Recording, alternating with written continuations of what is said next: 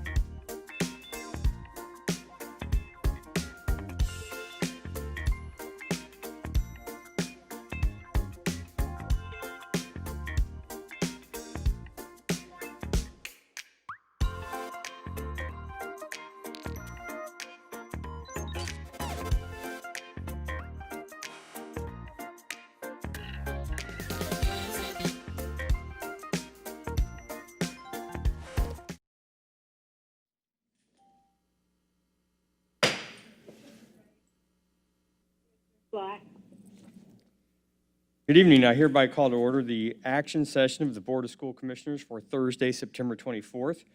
Would you all please stand and join me in the reciting of the Pledge of Allegiance? Pledge allegiance To the United States of America.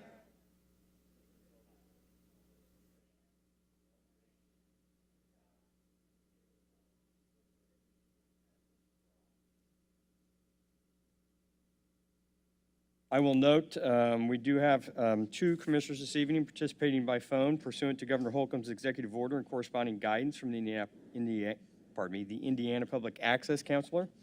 I'll remind my colleagues calling in to mute their microphones when they're not speaking to minimize any feedback or interference. And as we move through the agenda, I will make sure to ask each of you for questions or comments on any items on the agenda. Mr. Mulholland, would you please call the roll?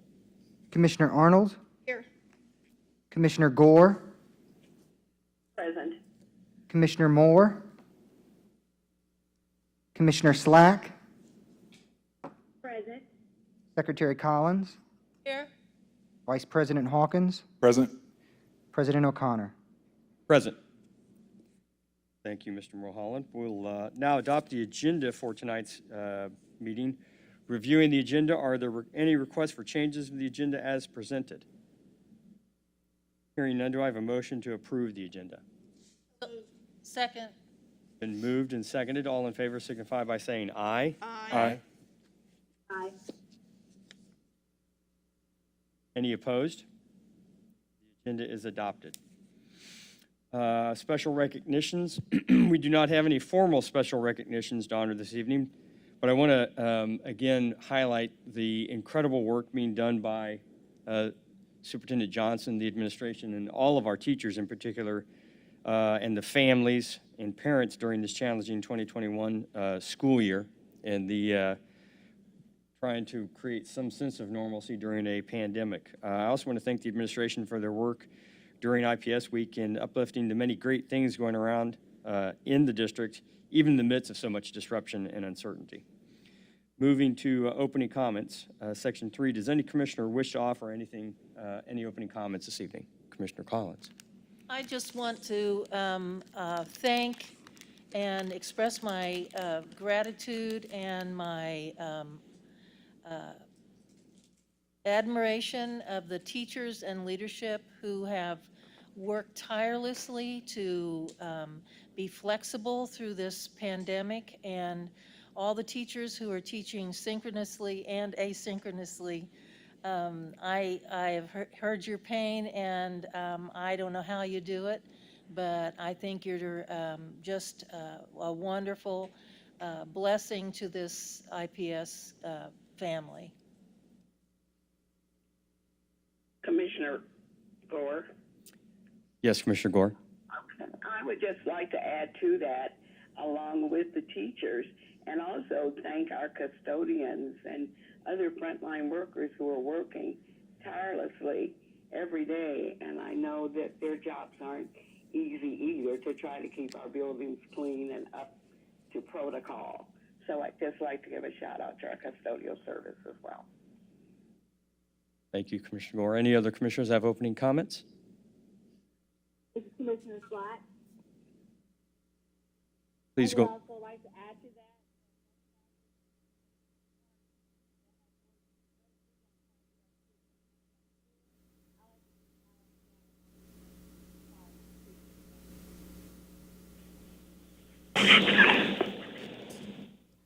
Thank you, Commissioner Slack. Moving to item 3, I'm sorry, item 3.2, public comment. To minimize the risk of exposure for members of the public sharing the same microphone at the podium, we'll continue to receive public comment through our online portal. The public comment portal was activated Monday, October 19th, and remained open until 4 p.m. today. We received one written submission, which is posted in Board Docs on item 3.02 and is available for review by the media and the public. Moving to the consent agenda in Section 4, are there any questions or requests to remove an item from the consent agenda? Commissioner Gore, I do have questions. Go ahead, Commissioner Gore. One question is, are we still renting out our building to the public? I did see something on there about the charges, but I didn't know if we were still doing that during the COVID. No, we have suspended facilities rentals during this time. Is there a particular item you were looking at, Commissioner Gore? No, I just saw that on one of the pages about the renting charges for the facilities, and that was the question that just popped in my mind. Okay, Okay. thank you. And then another one that I had was under general, under the general purchasing, the non-public township transfer out funds via Title I, October 2020, is a request to transfer funds to various townships for their instruction of Title I non-public students. Could you just explain to me, it might be something I know, but I forgotten. Example like Beech Grove, Brownsburg, Franklin. Yes, Weston is going to respond to that question. Weston? Yes, Commissioner Gore, the non-public transfers are for IPS resident students that are in non-public schools in those districts or in those locations. So that's something that we do on an annual basis. This is the way that we chose to report it to the board through a distribution that we're making to these other districts.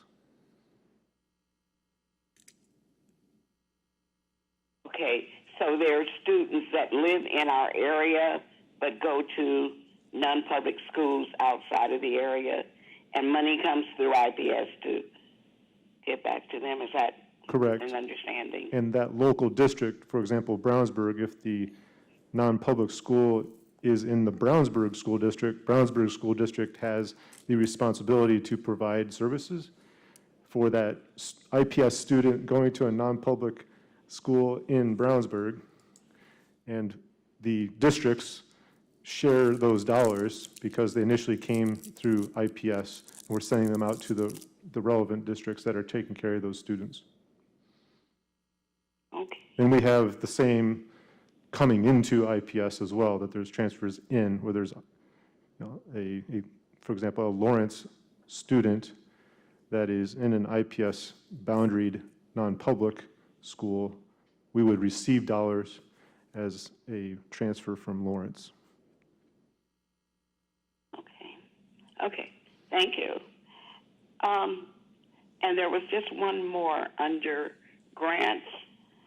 I'd just like to have an explanation. It was talking about the grant for the police study, and I just wanted to know what it would entail and what results were we looking for in that particular grant. I will turn that over to Ahmed. Thank you, Commissioner Gore, for that question. The grant is centered on I'm trying. sorry, but I louder. can't hear you. I'm a little rusty. Thank you for that question. The grant is funding a research study that was initially started back in 2015, 2016, that was doing an evaluation of IPS-PD. That study was completed, and over the course of conversations during late 2019 going into 2020, after conversations with the superintendent and navigating some issues with IMPD and IPS-PD, we thought it was a great time to President Mike, reevaluate. is he talking into a microphone? I'm not able to hear it. Yeah, I'll ask him to speak up again. Thank you, Commissioner Gore. Thank you. Okay. Is this better, Commissioner Gore? Can you hear that now? It's a little better, yes. All right. I'll project a little bit more. But ultimately, the goal of the study is to evaluate the policies, practices, and procedures of IPS-PD through multiple lenses, which includes the racial equity lens, how IPS-PD can have a positive impact on social emotional learning for our students, as well as impacting attendance, suspensions, and expulsion rates. So that's the ultimate goal of the study, and it's just kicking off, and we look forward to sharing more, not only with this body, but the public at large. Okay. Thank you. Thank you. Any other questions or items on the consent agenda? If not, I will, Yes. Commissioner Slack, I'm sorry, go ahead. I had one for the personnel report. On the personnel report, it had listed that we had some resignations, about total 34 of them. And I've seen down there that we had a number of special education teachers that were listed on there. Are we filling those seats, or how was that? What's going on with that? Is my question.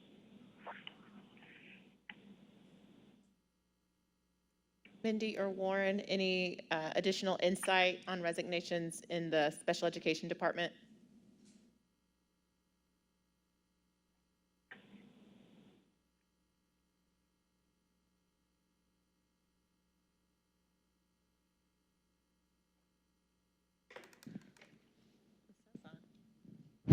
Oh, there it is. Now we can hear you. Sorry. Can you repeat the question? Is just around general resignations or? There seem to be multiple in special education, so if we're noticing any trends or patterns in terms of resignations in special education. Not, oh, God, sorry. Not at this time. I can go back and look, but nothing that was flagged from the staffing folks in HR for this personnel report. Nothing outside of the normal. I think Commissioner Slack was asking, it appears that there are 34 resignations in this consent agenda. Is that out of the norm, or is that sort of in the normal window? I can look. It depends on when they were processed, so they may not all be from like this month. But we do have higher resignation on special ed typically, but I can do a quick comparison from last year. Thank you.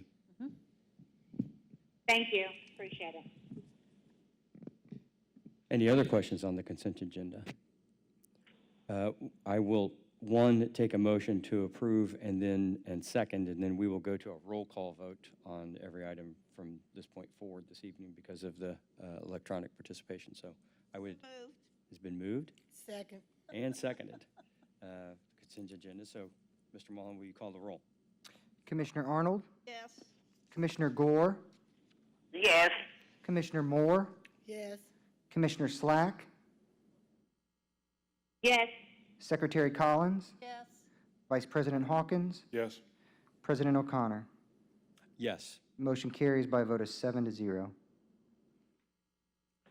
Thank you. There are no board reports this evening, so I'll turn the agenda over to Superintendent Johnson. Great, thank you, and good evening, everyone. Before we get started on our formal superintendent reports, I'm very pleased we have guests with us this evening who have some special news and recognition for the school district. So I will turn it over to Scott Martin for an introduction.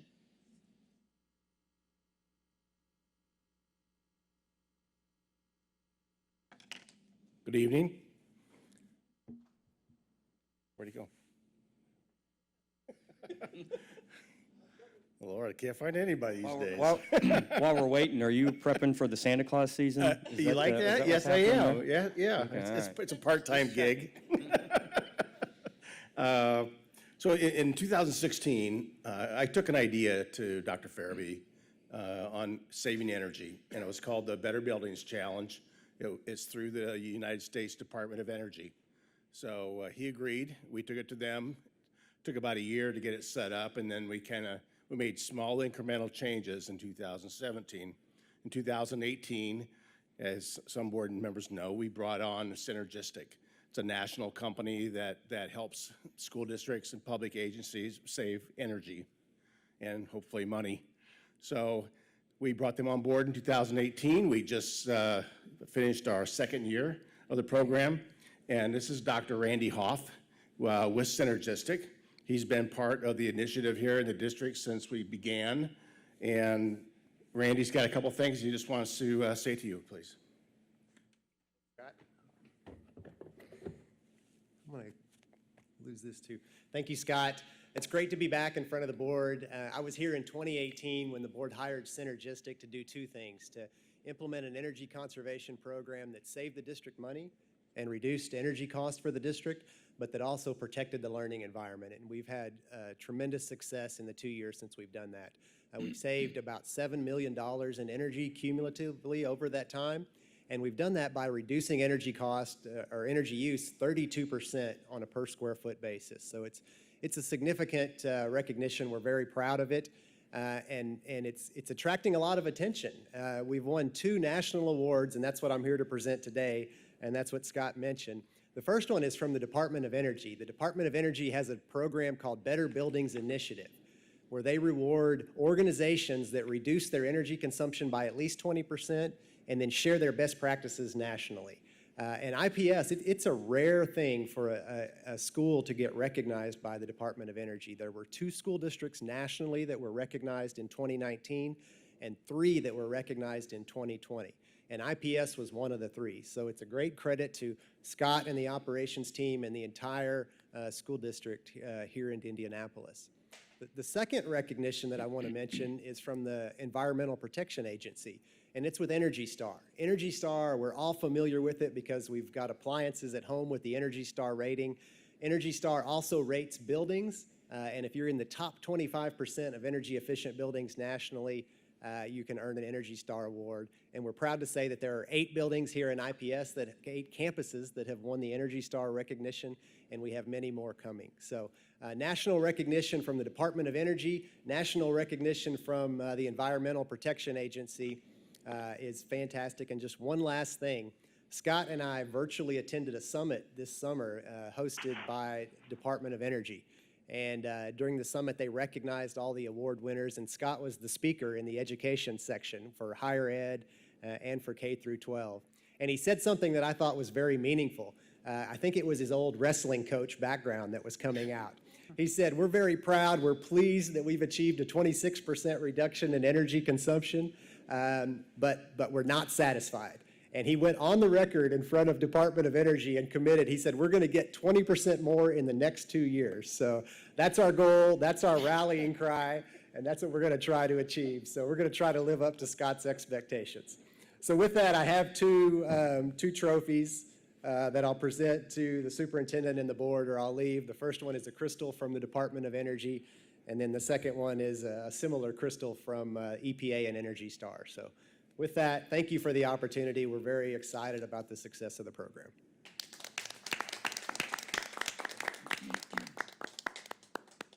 I will say on the record too, that the Department of Energy Better Buildings Initiative is a commitment to reduce 20% over 10 years. So we did 20% in 4 years. Wow. So that's Great. very, very proud of our team. We have some of our energy specialists here tonight that work hand in hand with our school leaders. If they would stand up, we have John Chenoweth and it's Timo, right? Timo, yeah. And Timo, I don't know his last. Huh? I don't know his last name. Hey, they're the boots on the ground at the schools making it work. So, all right, thank you very much. Great work. Thank you so much, Dr. Hall, for being here. Thank you to the Synergistic team. If I can jump in real fast, I'm sorry to interrupt, Scott, and I want to just acknowledge, I had the opportunity to connect with a few students from Shortridge High School over the last few days, and one of the questions, I mean, they were incredible questions, they were just drilling and grilling, but one of the questions that was phenomenal was, what is IPS doing and how is IPS thinking about sort of energy, sustainability, and, we talk about being as green as we possibly can be, and so I think this is phenomenal. I would encourage, if it's possible some way or somehow, to, how do we share this? This is a big deal, and how do we share that with our students that are definitely thinking about the future and sustainability and things of that nature? So we are just scratching the surface on sustainability. We haven't even gone into that yet. So far, it's just been by mostly mechanical manipulation, shutting stuff on, it's not running, or turning the temperatures back. So that's the next step, that and behavior modification, just getting used to shutting the lights off when you leave, unplugging something that when you're going home for break. Those are the types of things that are going to get us the next, what did you say, 20%? 20%. So that's what's going to do it. But we're going to have to invest at some point in more efficient fixtures, LED lighting versus fluorescent. We have very few LED lights in this district. These are all LED, but you go to a school, most of them are still fluorescent, using a lot of energy, and they have a lot of flicker, which is not good for students that have susceptibility to autism and seizures. So LEDs don't have that. So it's both a health benefit and a environmental benefit. So those are things that we really want to get through. I love solar. I love wind. I love all of that. Geothermal. I've put in 13 school geothermal systems in my career. And I love those types of programs that help us drive our costs down. Great. Commissioner Arnold? Just want to give you kudos as an individual who was on the board when we undertook this work. I know there was some skepticism and some people weren't sure it was a good way for us to go or it wasn't going to cost too much. So I just want to say how much I appreciate all your work, and that, sometimes we do have to make decisions that everyone doesn't agree with, but ultimately many of those decisions pay off for our district and ultimately for our students. Thank you very much. You're welcome. Thank you. Thank you so much. Thank you again, Dr. Hall, for being here. I'll move us to our first official item, which is item 6.01, which is our monthly school spotlight. So I'm very pleased to welcome the very proud principal of Center for Inquiry School 27, Brandy Herbert, to come and share about the start of this school year at CFI 27 and the wonderful things happening in that school community.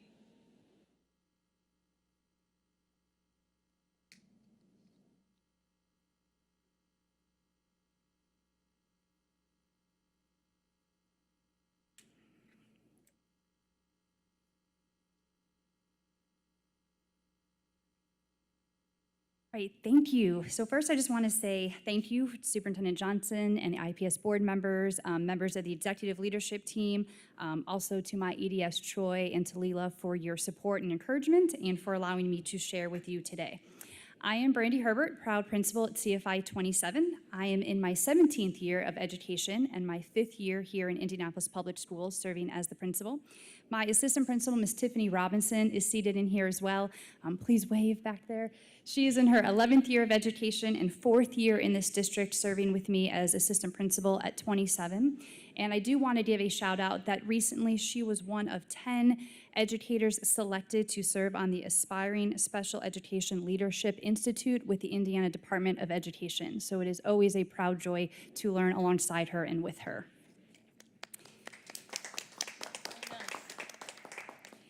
If you look at the board, you will see those are our students. We are very excited to be back into learning. We currently have 112 students learning virtually. That is 26% of our enrollment. We are excited when we came back on the 5th. We used that as what we called our soft rollout. So we got an opportunity to begin implementing some of the strategies and systems we put in place. Many, if not all, of our systems in the building were recreated in order to start with a proper social distancing and safe entry back into school. That includes our car rider line, that is our one-way hallways, our use of the cafeteria for a grab-and-go breakfast, use of desks. If you can imagine, our students had never sat in a desk before, so thank you for supplying desks for us, and recess. So that first week back, our team was able to implement a lot of structures in place with our students, but it gave us a chance to also refine some of our protocols and process. So when we opened with the bigs, so a K-8, you have littles and bigs in your building, and when the bigs came back on 10/19, we did recognize that we needed to do small implementation changes. We moved our car rider line and we moved our walkers to a different door for better social distancing. We recognized we needed to make sure all of our teachers had dual monitors because we are proudly currently at 27 ensuring that we are doing face-to-face learning while simultaneously doing concurrent learning virtually. So today, for example, while we had some classes that had 4 students or 16 students, we had 20 students logged on at home live while teachers were teaching both at the same time. And you can see in here that our teachers were creative with ways that they've created individual student bags or little pieces of kind of a cubby to make sure that our students' items are not commingling with other items. So it was a great welcome back, and thank you for that time to start with a soft rollout to make sure we are ready on the 19th. I do want to share with you today a little bit about just who we are at CFI 27, inform you of some of our instructional initiatives, share with you our race and equity work, highlight our social and emotional learning, and just celebrate with you what it means to be a CFI 27 Tiger. CFI 27 is the third of 4 CFI schools to open in IPS. We have a 25-year rich history within the district, and we are an international baccalaureate school. I'll refer to that as IB. We offer both the primary years program, that is our program for our K through 5 students, and our MYP program, middle years, and that is for our students grades 6 through 10. So they do 3 years in our program, grades 6, 7, 8, and if they continue on to Shortridge, they finish that program in grades 9 and 10. And I'll talk a little bit about what that program means educationally and academically in a little bit. We currently have 495 students in our building. That is a 23% increase in the last 5 years. We have 63 staff members, 75% of which have been hired by the current administrative team. And we created an administrative pipeline in our building with 1 assistant principal and 2 department heads to be ready for when educational leadership positions open in our district, to ensure that we are constantly making sure we're giving back to our community and education by having people be able to fill those vacancies within our district. We are proud that we are an inclusive and equitable program, and we serve 24.6% of our student body under a special ed umbrella. And I'm proud to say that while we are one building, you might not know that while we host a elementary and a middle school, we also have 2 life skills classrooms, 1 speech pre-K classroom, and 2 pre-K classrooms. So we are daily running 5 programs in one building. Okay, so let's talk about what it means to be IB. And I could talk all night, but I only have a few minutes, so I will try to be brief. We have a strong partnership as a CFI. Principal Hunley, Principal Collier, and Principal Miller and I all agree that we are one program across 4 campuses. Our teachers work together to create programs of inquiry. That basically centers around one main ideal or theme, such as change or perspective. So if I use the term perspective to give you an idea, we want our students to understand that their perspective or the way they interpret things will shape their society and shape their world. So our teachers ensure that that theme and concept is intermittent between every subject area they study. So in ELA, we're going to look at how the narrator of a story can shape our perspective and tell a story. In an art class, which is a required class in an IB school, we're going to look at how the artist used focal lines and horizontal lines to shift our perspective into the painting. And then we blow students' minds when they go into a math class and they hear that teacher talk about perspective, and they're thinking, how does this relate in math? And we make sure they understand that sometimes you have to see 3D objects in a 2D model while you're graphing. And as we continue to talk about the idea of perspective, we break down the idea that learning can only happen in these 4 walls of a classroom or these 4 walls of a school. Learning is happening all over in a global learning center. For that reason, we know we are doing right by college and career ready in the elementary school, because with that prior example, students are already understanding that if they have an understanding of perspective, they could be a journalist, they could be an artist, and if they did well in math and understanding math and perspective, they're on a way to architectural studies where they might want to look at the city landscape of Indianapolis and decide, how can I give back and maybe join into the world of architect? I'm also very proud to share with you that we are one of the first schools that have implemented what we call the top and bottom quartile. We know at 27 that it is our job to close the achievement gap, and all schools focus on the bottom quartile to ensure that they are getting supports academically. But we also focus on our top quartile. It is not okay to have students just pass and say that's enough. They pass at one level, they need to work higher and pass at another level. So with the use of NWA that we give 3 times a year, we have fluid programming where students move in and out of a top quartile, and we made sure that we have made changes to our schedule to allow a math lab for additional math support that's either providing enrichment for those who are in the top quartile or remediation for those who are in the bottom quartile. We did adopt the ELA curriculum of HMH this year, so our teachers are pioneering for the very first year. It wasn't the easiest thing to pilot virtually at the very beginning, but now that we're in quarter 2 and we're doing it in person, we have the added benefit that we are using a curriculum that aligns state standards and measurable learning objectives, and the added lift of a CFI teacher is to now turn that into a global focus in the example that I gave you about perspective earlier. So we are continuously making sure that we are hitting all the benchmarks on a state standard test platform, as well as making sure we turn that into an IB platform. So thank you for providing that resource for us and for our teachers. We also believe that we need to teach the whole child. I am proud to say that we offer very, very many opportunities for students to be part of clubs. And if you have played a sport before, you know that it is a lot to be great at one sport. If you are a 2-sport athlete, that's amazing. 3 sports, I don't know how you do it. But in a K-8 building, when we don't have that great number of students, we are able to put on every year multiple teams. So most of our students are 2 or 3 sport athletes, in addition to being IB scholars. And then we offer many clubs. The clubs you see listed here are the ones that we're still continuing virtually. So it's very cute after school to see a virtual Lego club, our graphic novel club, art club, yarn club. We're still doing Boy Scouts and Girl Scouts, and we just started our yearbook club. And then as I talk about our growth in leadership, we have a student services team that meets weekly. We look at data, as I mentioned, with our NWA, but we also have created an outreach team. This outreach team was very important during quarantine time and in a time where we were all in a virtual setting, as that team consisting of a principal, assistant principal, social workers, a FACE, behavior adjustment facilitator, and a few more other teachers do home visits. We do home visits when we notice attendance is a chronic issue, if there's food insecurity, if there are clothing needs, or sometimes if a social and emotional need, we can just tell the family needs a visit. So I'm very proud of our leadership team and our outreach team to meet the needs of our community. We are continuing the work with an IPS for our racial equity team. Our racial equity team had 5 members last year, and it has grown to 13. It is always nice when more members of our school take an initiative and an interest and decide they want to be part of a team.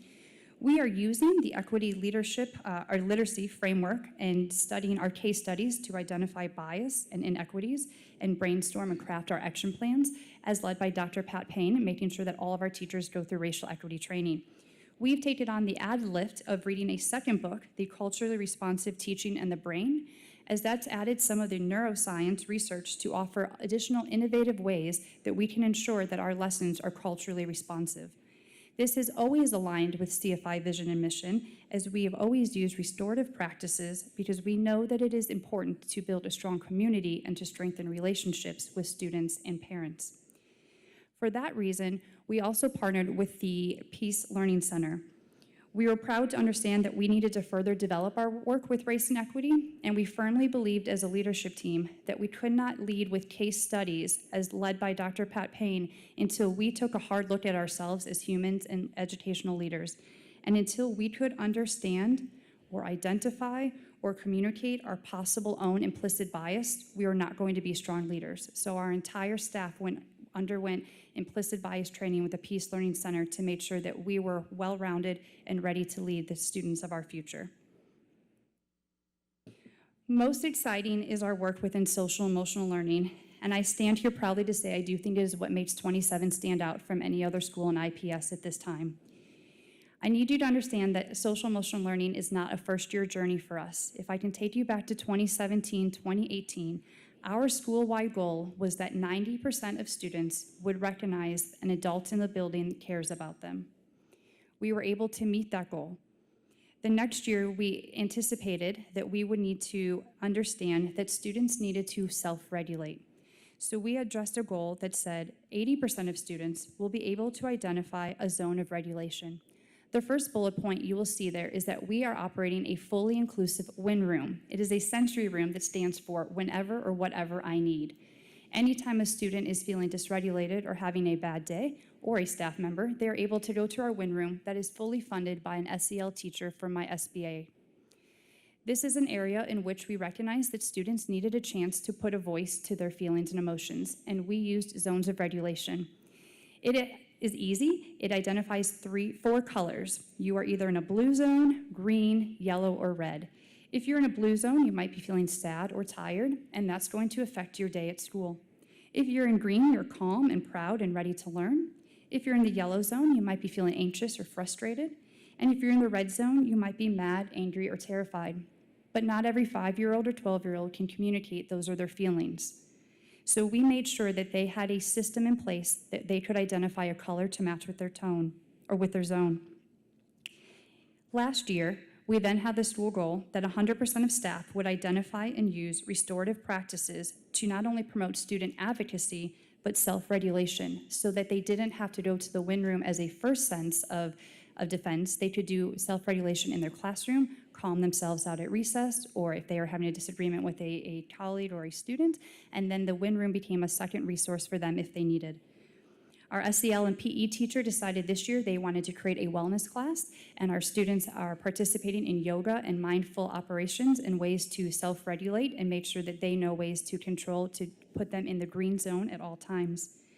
Our student services team meets weekly. We review the data from NWEA. We review data from our climate and culture. We review the data from our panorama surveys. We are reviewing data from our POSIP polls now, and we are using every piece of this to ensure that we are meeting the needs of students, because we know that their social and emotional learning affects their academic learning. I am most proud of this 4th bullet, the DESA. The DESA is the Devereaux Student Strengths Assessment. It is a standardized strength-based behavior rating. It is a screener that will measure 8 social-emotional competencies. The window for us just opened today. We finished our final training. Teachers will take about 60 seconds to rate each one of their students on these 8 competencies. If, in fact, one of these competencies shows an area for growth, it will trigger the teacher to a 72-question, 7 to 8 minute questionnaire to further analyze if a child always, sometimes never, insert the competency. We will administer this 3 times a year to ensure that we have a baseline for a way to assess students' social and emotional learning. I am very thankful to our school PTSA, who is funding the ability for us to give this screener so that we have a baseline to hopefully serve back to you as a school board and talk about how maybe this can become a practice amongst all students in our district. And last, I want to thank the IPS Foundation. We were able to receive 2 grants. We received a $1,000 grant in which we purchased books for trauma-informed workbooks. They're little 1-minute activities we can do as a bell warmer or a warm-up to make sure we are making smart decisions as we reopen school. We are very aware that we wanted and needed students to be back in the building, but even that was a change. And as change comes trauma, we needed to understand how to best meet students so that we could focus on their academic learning. And our second one was to provide swag bags. That stands for Scholars Who Achieve Their Goals, to ensure that we had math manipulatives and toys and items for learning that we could use for students when we recognized a time that we weren't going to be able to have communal items in our classroom. And I end with recognizing what does it mean to be CFI 27 Tiger. If you could just take a moment to look at the faces here on our screen, you will see that on the top left, we are very thankful that we have classes in which we are using our technology.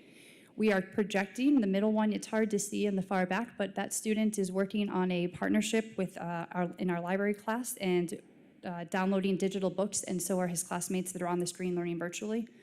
We were learning the number 5 in kindergarten, and we are coloring that proudly and working on our kinesthetic skills of being able to color and cut. And if you look in the bottom left, you'll see that some of our teachers have also used their own money to purchase yoga mats or other flexible seating areas, so when the students just need to get the wiggles out, they can sit somewhere else besides our desks. And then the bottom corner is just our use and partnership with MLK Park, where we're fortunate to be housed next to, and we are using all ample time when it's not raining, like today, to be able to be outside for lunch and recess and our masked breaks. I'll end with this. You'll see in these photos that we are masked up and we are socially distanced, but we are focused on academics. The CFI mission statement is to develop a community of respectful, lifelong learners who use inquiry, critical thinking, and problem-solving skills to be socially responsible contributors to a changing global society. And I think we can all agree that we are in a changing global society and our students are well prepared. Thank you. Commissioner Arnold? Can you share information about the demographics in your school, income-wise, race, and ethnicity? Yes, I'm sorry I didn't start with that. We are currently at 40% African American, we are 23% Hispanic, and we are at about 20% white, 2% Asian and other, and we are a Title I school.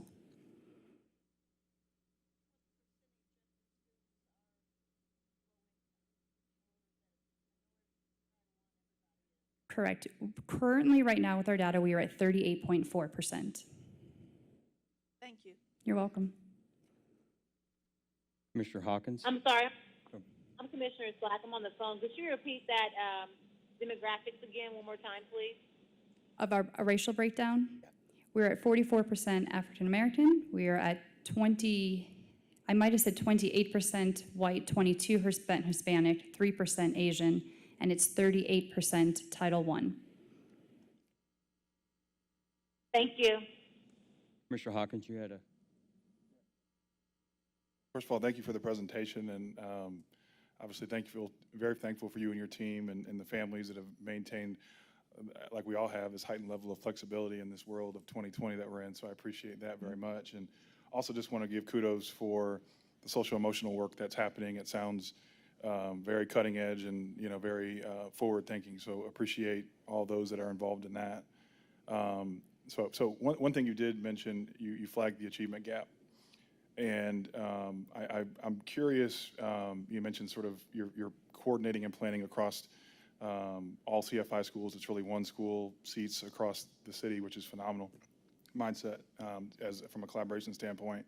But I'm curious because I know that the IB schools are part of, I've had the chance with the superintendent and others to attend some of the, I'm not sure if you call them certification or credentialing conversations that have happened. And I know that being a part of being an IB school, you gain access to a network of IB schools and, professionals around the globe, frankly. And so I'm curious, just from your vantage point, as you think about, you mentioned some of the tactics that you're implementing to try to, close the gap. I'm curious, are there opportunities to leverage that global network? Because I think what I'm really interested in just considering is how do we continue to close the gap, whether it be 27 or across the board, particularly in some of our magnet schools. And what are we learning from that big network of schools globally on stateside and even across the state of Indiana as well? So just wanted to get your take on what resources are there for you and for the IB program in general to continue to close that gap. Sure, great question. I appreciate the question. We do have an Indiana group that meets together. Right now we are virtually, but we normally do meet for 2 roundtables, usually housed at Shortridge. So it brings down some of our Kokomo friends, some of our friends from up in Gary, Indiana. Washington Township comes over. There's probably always an opportunity to continue to find further ways to collaborate and make sure that we're reaching for student achievement. But for right now, we focus on our practice and we focus on our assessments. One of the things that we know is that our IB assessments are formative assessments that show us where our students are learning. We are finding ways as an IB group, especially in the Americas, where it's a little different with our studies, of how do we merge together state standards. When I travel and I meet with other superintendents and other principals looking to bring IB to their school, I'm very much forthright that you can mix a standard curriculum with IB. It is the reason that we brought HMH into our classrooms, because we know that we can target specific students that have a deficit with a state standard, and we can make sure we globally focus. So I think to your question, there is an opportunity for us to use IPS students as a bridge and a way to be the model for what that can look like as we are able to bridge both of those together. Commissioner Moore? Yes, thank you. I want to also thank you for coming, and I'm glad to hear that your school looks like what the district really looks like, 70% people of color. So I want to salute, I'm glad to hear that. I guess the other thing, I just wanted to give you some compliments, really.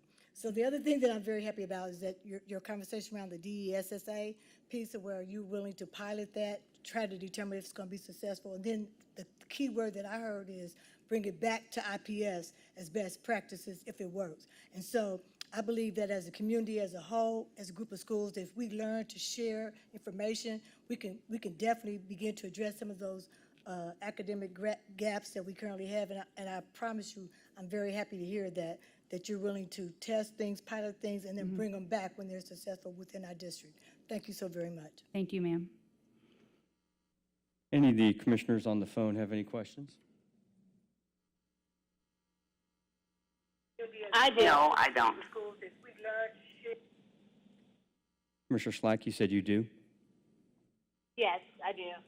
Please First go. of all, I want to say thank you for coming. I appreciate you and your presentation. I also want to say kudos to you for saying that learning is always happening, no matter where you are. I appreciate that statement.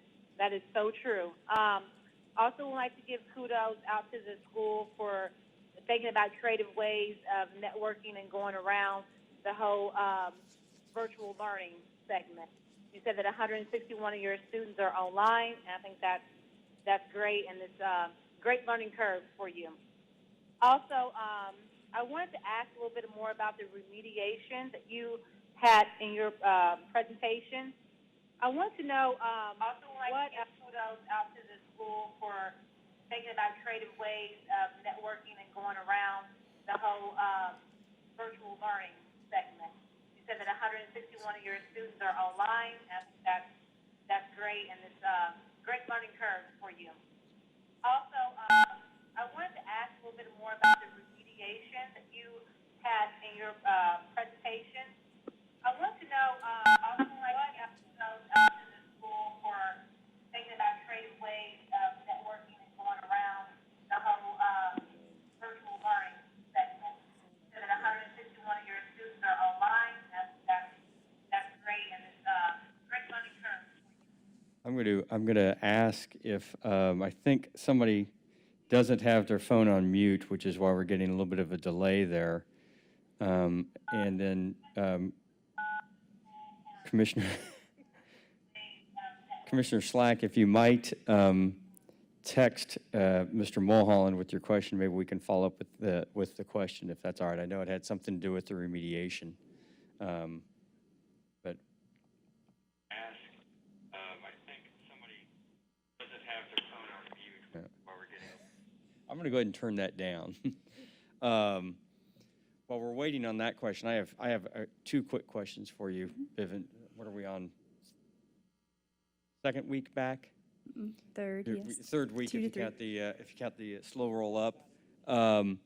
What has gone better than you were anticipating, and what has maybe gone worse than you were anticipating? Fair question and well-anticipated question. What has gone better? Student adjustment.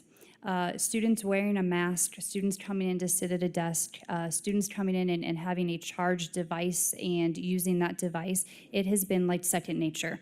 I think one of the things I underestimated is just how resilient students are and how much they fell into a pattern, and it has been working really well. I think one of the things we were not prepared for is the fact that as an educator, you always want everything to be right and you want to be your best. And it was a lot of a humbling experience on the first day, on the 19th or on the 5th, when technology didn't work the way teachers wanted, or they didn't feel like they were meeting their best. So there was a lot of anxiety. We were in the red zone a little, we were in our yellow zone, and I wanted us to be in the green zone. And I think having an open dialogue with teachers to say, it's okay, today was a rough day. It's okay, what can we do better? Can our tech team support you? Can our social worker support you? Can I, as an admin, come in and model something? And for the fact that we have worked together, it's turned those moments of anxiety into positives. Thank you. I'm going to try to turn this back up and see if we're...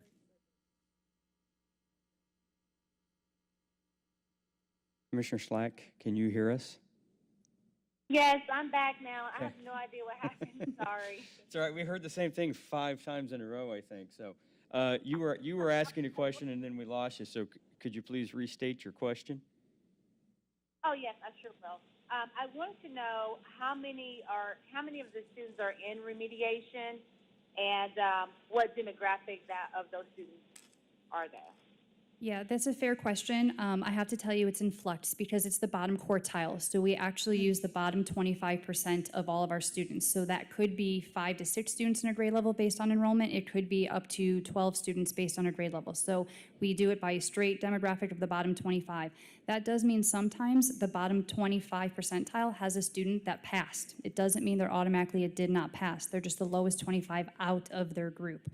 For that reason, the demographic changes. It is heavily part of our SPED or ENL population that are already dual served, but it is also some of our gen ed students that just show that on that learning time, whether it's between fall, winter, or spring, as the academics improve, showed a deficit in one of the learning goals. So what I'm happy to share is that flexibility means that a student can move from bottom quartile to a top quartile. A student might move at the beginning of the year as a top quartile down to a bottom quartile, and we continue to move in flux. So it's really any and all students of all populations in our building. Okay, and to add on to that, when you do the remediation, what kind of remediation is being involved when you do that? Are you giving the student more rigor? Are you going back over the grade level material? What does that look like?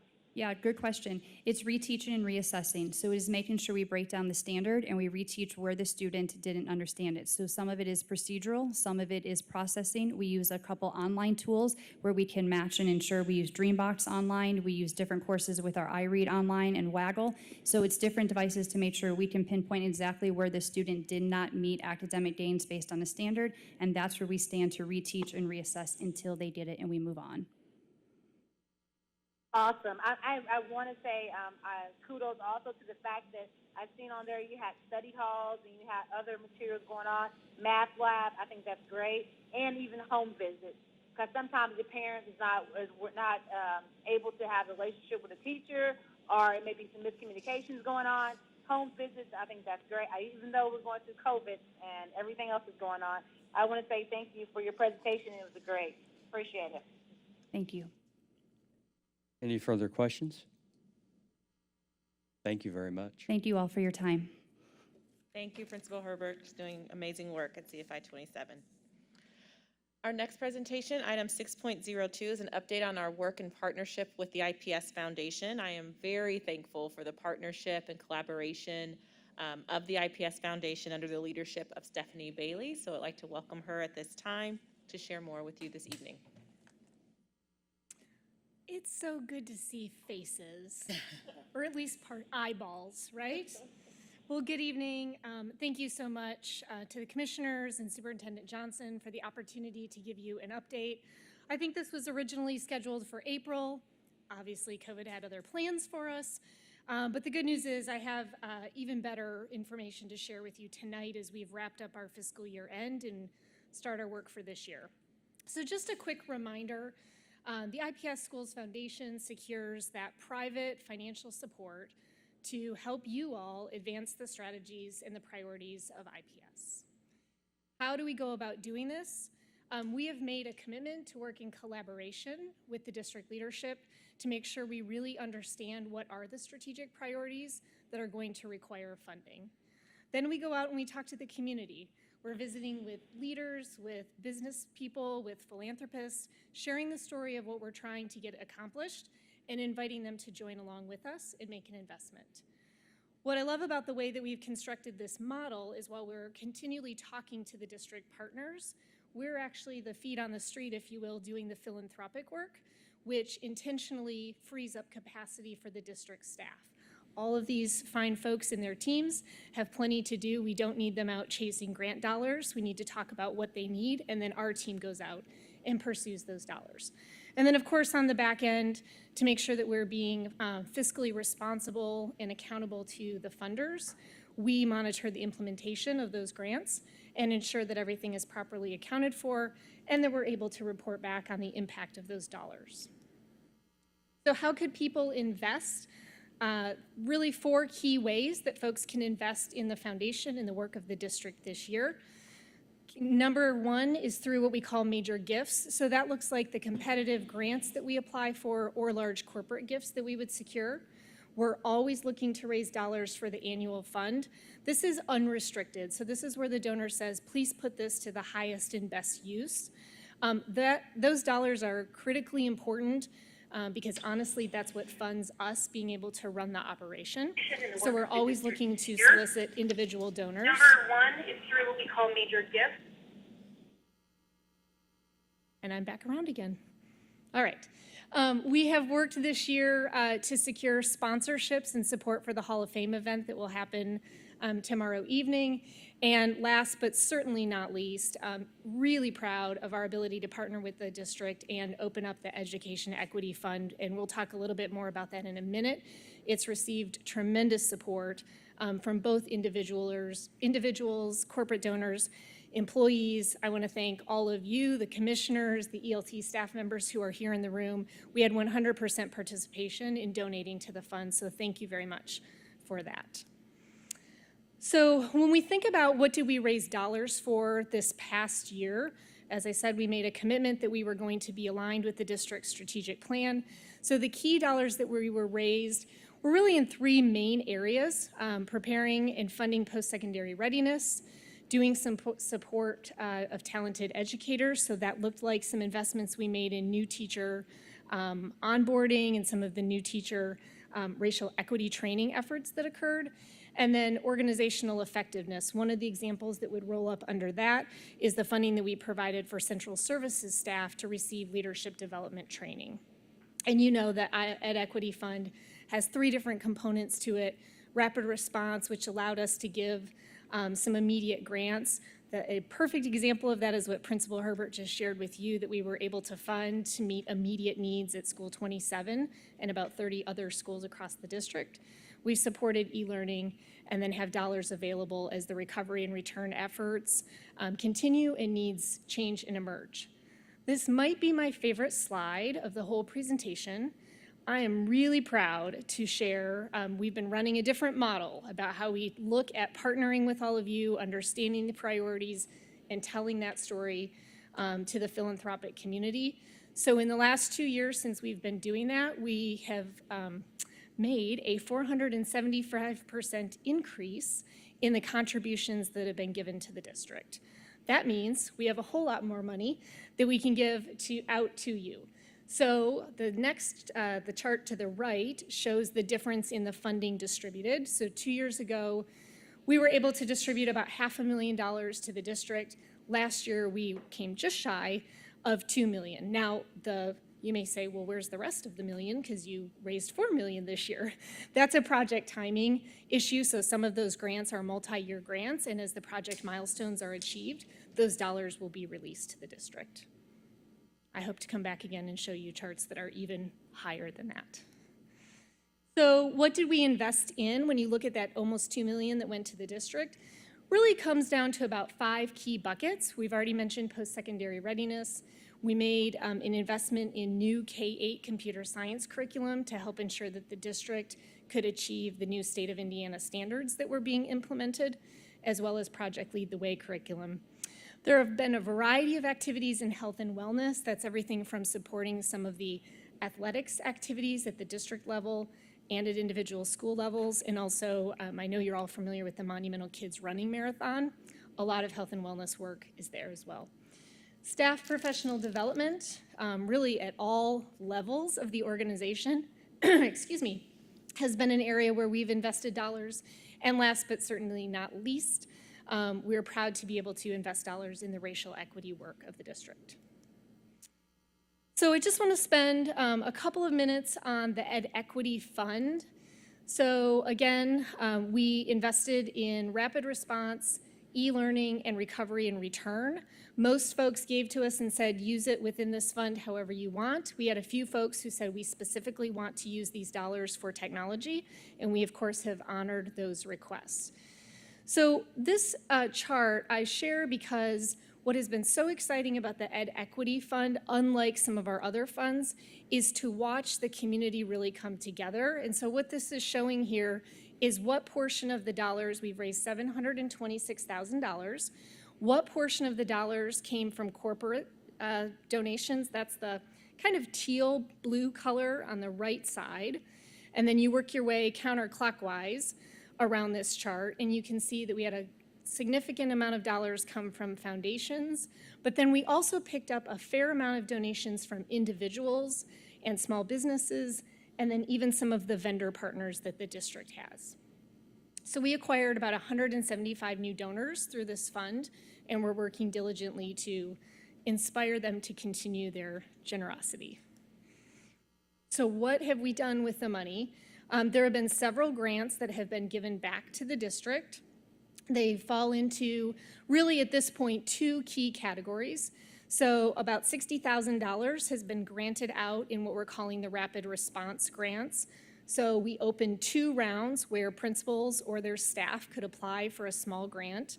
And then we also made that available to central services teams that may have had some immediate needs. And then really the bulk of the funding has been to support e-learning. That kind of breaks down into 2 areas.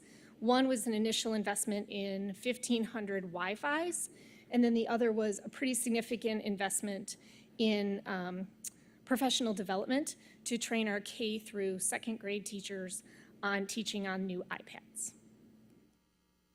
Last but not least, we're very excited to have a whole list of sponsors on the screen.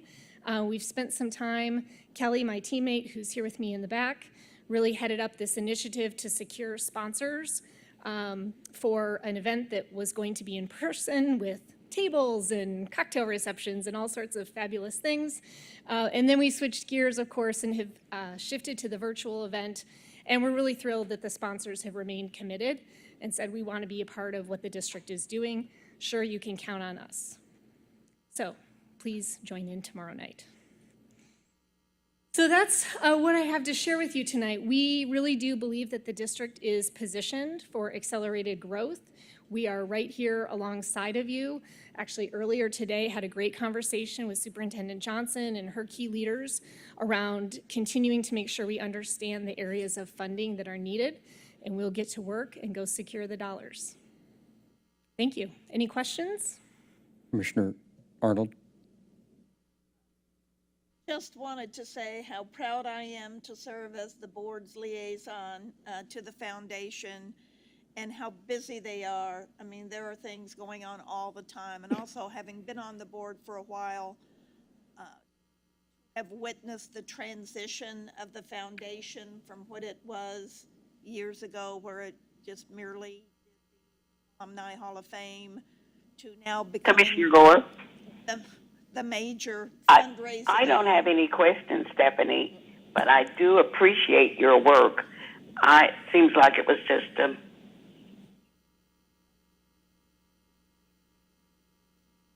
So anyway, very proud to be part of it for at least a couple of more months. And thank you for all your work. I know how much effort goes into it, and it is a daily get updates on. They're always out there looking for money and bringing more money in, and how valuable that is for all of our students. So thank you very much. You're welcome. Commissioner Gore, I'm sorry, I don't, we're having our technical difficulties, but you were in the middle of saying something, so I wanted to come back to you. Or not.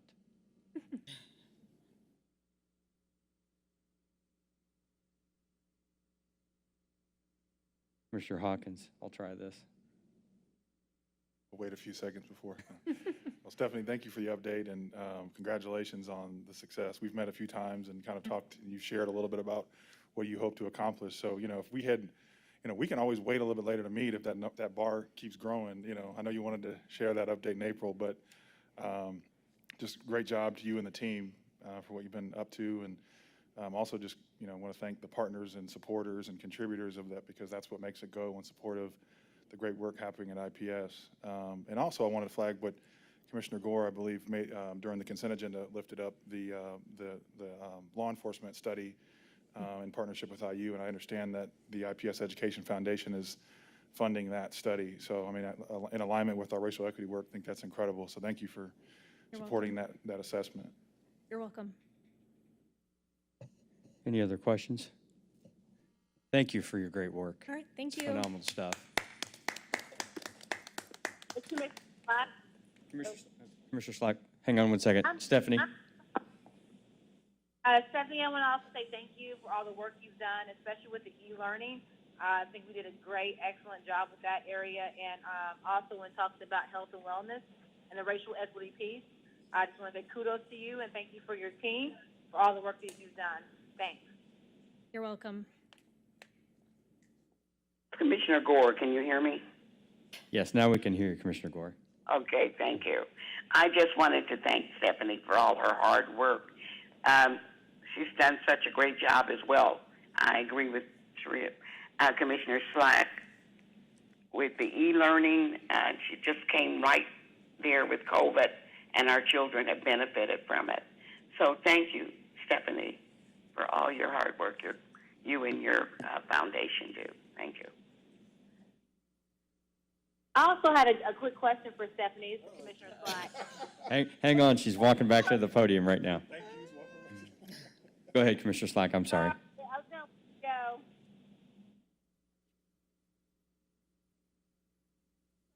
Quick question. I just wanted to know how you balance the whole mix of private funding and the community support overall. How you juggle that? How does that work out for the foundation? So meaning who we are focused on soliciting from? Help me understand a little bit more so I can answer correctly. Yes. That's exactly what I'm talking about, yes. Sure. So overall, our strategy, once we understand what's important to the district and what the district needs funding for, then we start taking a look at where might be the best place to secure that funding, who is interested in this type of work, who do we know wants to make an investment in it, where do we already have relationships, et cetera. So I would say that we don't really prioritize securing one type of funding over another, but rather we're always trying to figure out what is the fastest, most efficient way to find someone who is interested in investing in whatever that immediate need is of the district. The majority, I will say the majority of our donations come from corporate partners or the large competitive grants that we're securing. We have a smaller base of individual donors, although part of the work we're really trying to focus on this year as well as growing that individual donor base. Does that answer your question, Commissioner Slack? Yes, it does. Thank you so much. Perfect. Thank you.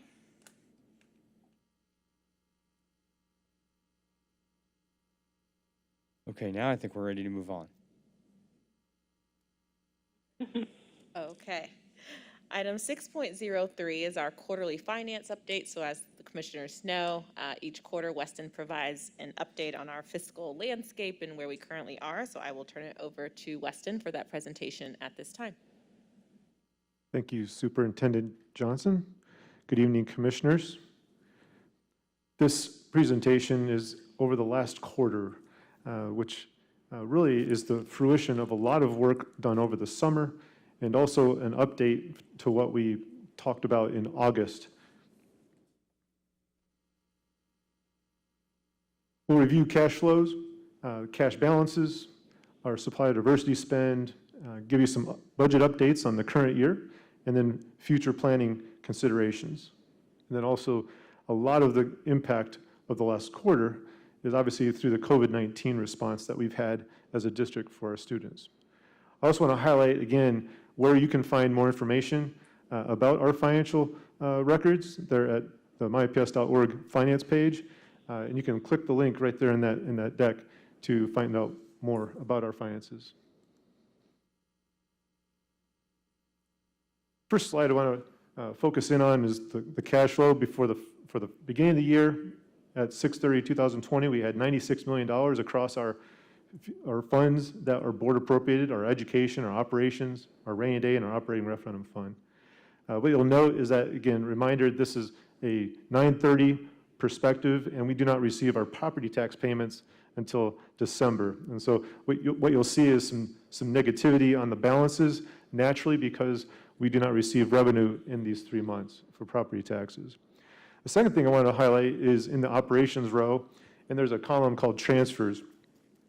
Back in 2018, we issued some GO bonds, and some of you may remember that. We issued those for reimbursing expenditures that we had for our high school reinvention and for some technology purchases at the time. Because of the tax-exempt nature of those bonds, we had to do some accounting, make sure that we have all our records ready to go, our supporting documentation, so that if we were audited by the IRS for those tax-exempt bonds, we would have that in order. We have to do that before 3 years, and this is the quarter when we actually did all that reconciliation, and we transferred those funds from the GO bonds back into the operations fund where the original expenditure was had. So it's not revenue, but it's bond proceeds that we received a few years ago, and we've reconciled our payments, and we've transferred money in. So that's helped our cash flow in the board operated fund, the operations fund. Most of the cash flow considerations that you're going to see in this report relate to the COVID response. And so a lot of the decisions we made in June, cash flowed in July, August, September. So a lot of decisions on technology in April, May, and June, but we actually paid for it. And so you'll see the cash flow in these reports to show in the last quarter. Big item for this slide as well is that we want to make sure we manage our cash balances and that we always have adherence to our board cash balance policy, which at this time, still we adhere to that with a 19% across all those funds, almost more than 2 months worth of cash. The slide with the colored bar chart is if you drill deeper into the spend of those 4 funds, we are in line with budget. So we have a budgeted amount for the quarter of about $98 million. We've spent about $97 million. This is up from the prior year. Again, we have COVID response. We have additional salary adjustments and compensation adjustments for teachers and staff. The next slide is a projection over the course of the full 12 months of the school year. So we previously just looked at the first 3 months, but this is looking out, okay, what's going to happen over the course of the 12 months? There's a lot that could happen, maybe happen, but this is our projection right now. What we have is $96 million at the beginning. At the very end of the year, we project about $72 million. Again, above that threshold of our cash balance, a little bit more than 2 months' worth of cash. But how do we get there? We have our projected revenues, education fund from our state, operations from the property tax, and then the related expenditures for those funds. What we also show is the operating referendum coming in and covering the costs of compensation. But I've added a line in this report for the first time because we've talked a lot about the COVID response. We've talked about the bar chart, the table and the graph about the $28 million, whatever we've been projecting out for the full year. So for the full year, we're projecting out right now about $26 million of expense. And what you'll see there is that the revenue, the IPS Foundation has an education equity fund, which we're greatly appreciative of. We also have some reimbursements coming in from the state in their CARES money. We're projecting cash flow for this school year being about $3 million, okay? So we'll receive some more through reimbursement, we project, but that'll be in the next year. But we are projecting $26 million of spend this current year. So that's the takeaway I want to make sure you understand. Up front, we're investing, and we will be getting paid on the back end. So so that's 26 million out of our funds based on our COVID response. Correct. Necessities. Thank you. Yeah. And this is a theme throughout Yeah, I the entire understand. process, so just want to make sure we're capturing the essence. Commissioner of what Moore we're has trying- a quick question. Okay, so the 3 million and 5 million, the 3 million is money that we have received, let me see, projected. We Do project to expect receive as from the revenue from feds? grants. From the feds? Education Equity Fund from the IPS Foundation, plus a portion of the governor's CARES Act money that we were awarded with the Marion County e-learning fund of about $2 million. Okay, so what's the 5? See, I was putting the. So the 5 million is the GEO bonds that we are issuing as bonds, not as revenue. Okay. So the bonds will be issued, we sold them in October, and we'll have an update on that. We close next Tuesday, and those bonds will come in, and we will immediately transfer that back to pay for COVID response. Thank you. Yep, good question.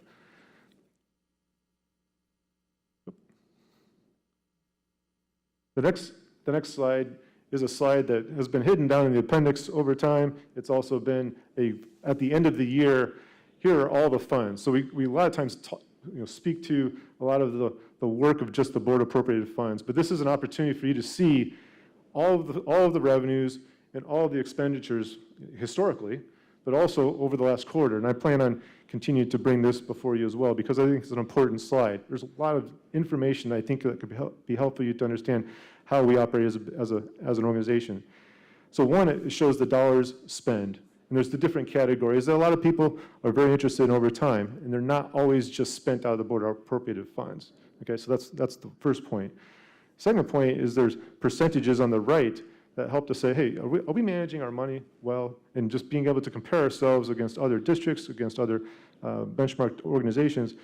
This is something that we monitor to say, hey, are we way out of whack in one area versus another? One particularly that we're always monitoring is the administrative operations. Okay, that's the central office, things like that. So that's another reason why I use this slide. But for this slide, it also highlights where a lot of expenditure has been happening without much revenue. So again, property taxes not received this quarter, but a lot of expenditure for the district's quarter. So about $49 million more in expenditures for this quarter has been expended than what has been received. People wonder why we have to have a cash balance of X dollars. That $50 million outflow is why we have to have reserves. And I'm just going to say, there's two reasons why we have those reserves. One, the operating referendum passed in November 2018. And number two, we had GEO bonds set aside to cover costs for technology and equipment in 2018. That's why we are able to take that type of cash flow hit, $26 million of expenditure. We're ready for that. That is important for you to understand. That $49 million, that's real cash spent this quarter more than what we received, and we have to have balances to support that. The next slide, again, this is a slide you've seen all the time. This is the all funds. The previous slide was kind of how we get there every year. But what you see is that over three months, from 6/30, there was a cash flow. Again, property tax payments, COVID. You'll see in that when I say reserves, that other funds line, that is where the funds for COVID have been expended significantly over the course of the last 3 months. So we will have that reimbursed at some point, but our cash balance is that $49 million down from the prior fiscal year end, 6/30/2020. Moving on to the supplier diversity. This is something I want to highlight that for this 9 months, so this is a calendar year report, so year-to-date, January through September, 17% of our spend is to certified expenditure suppliers compared to prior year 10%. Last month, it was actually quite low. And again, we have to kind of let the year play out of the cycle.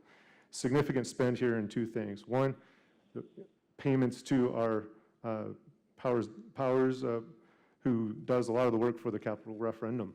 Okay, so cash flow did not happen in the first part of the year. It happened this quarter.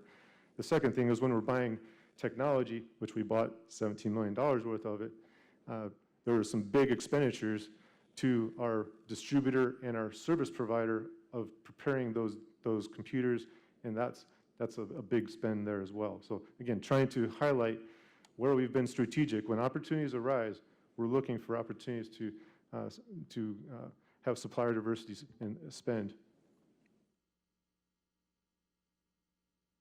As far as 2021 school year, just highlight the big themes of our school year. Highlighted very much so in the State of the District address by Superintendent Johnson last night.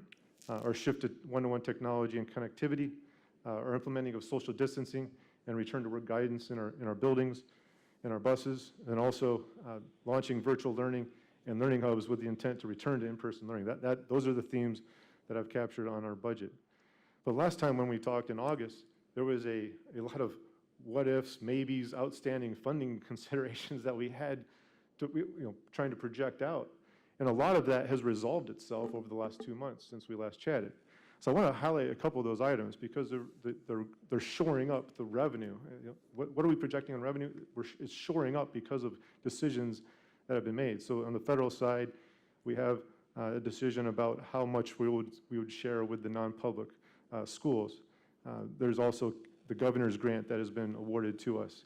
The state funding, there was a decision about when is the ADM count. That's something that was decided this past 2 months. Local funding impacts from our real estate property tax value.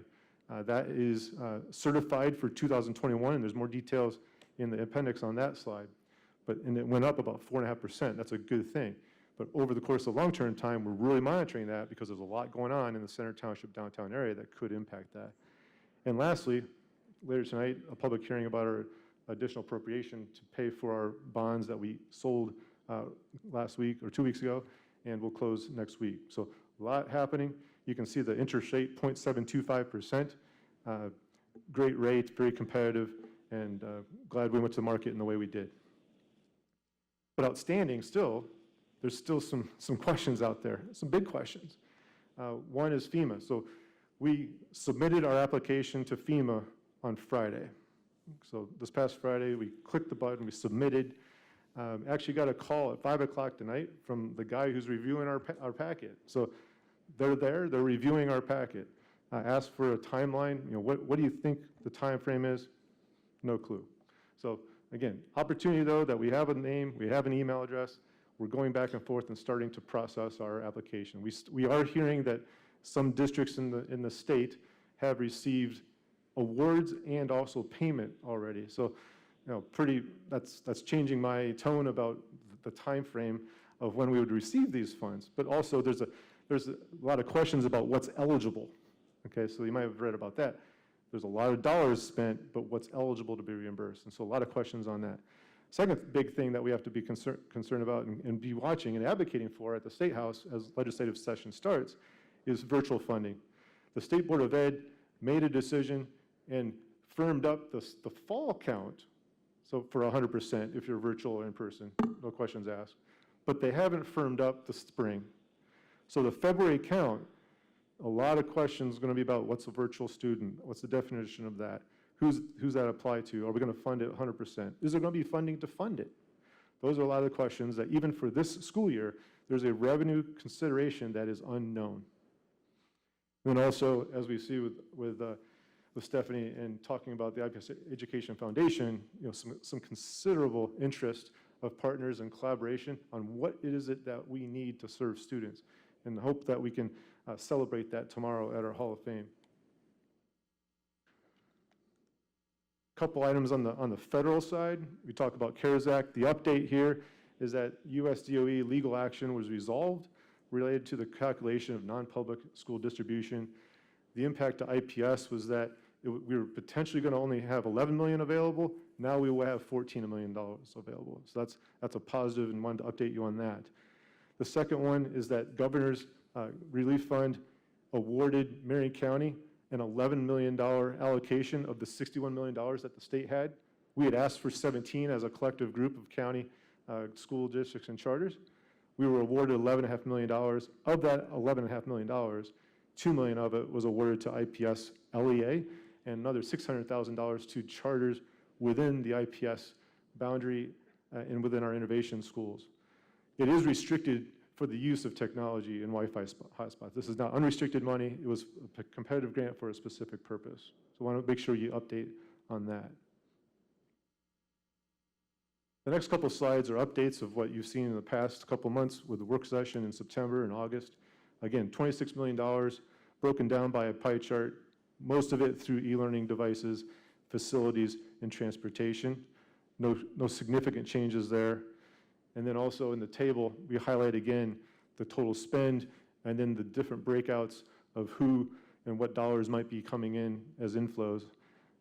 Key takeaway here is that this is upfront money reimbursed or revenues later being received, with a net cash outflow over the course of the school year of about $6.6 million.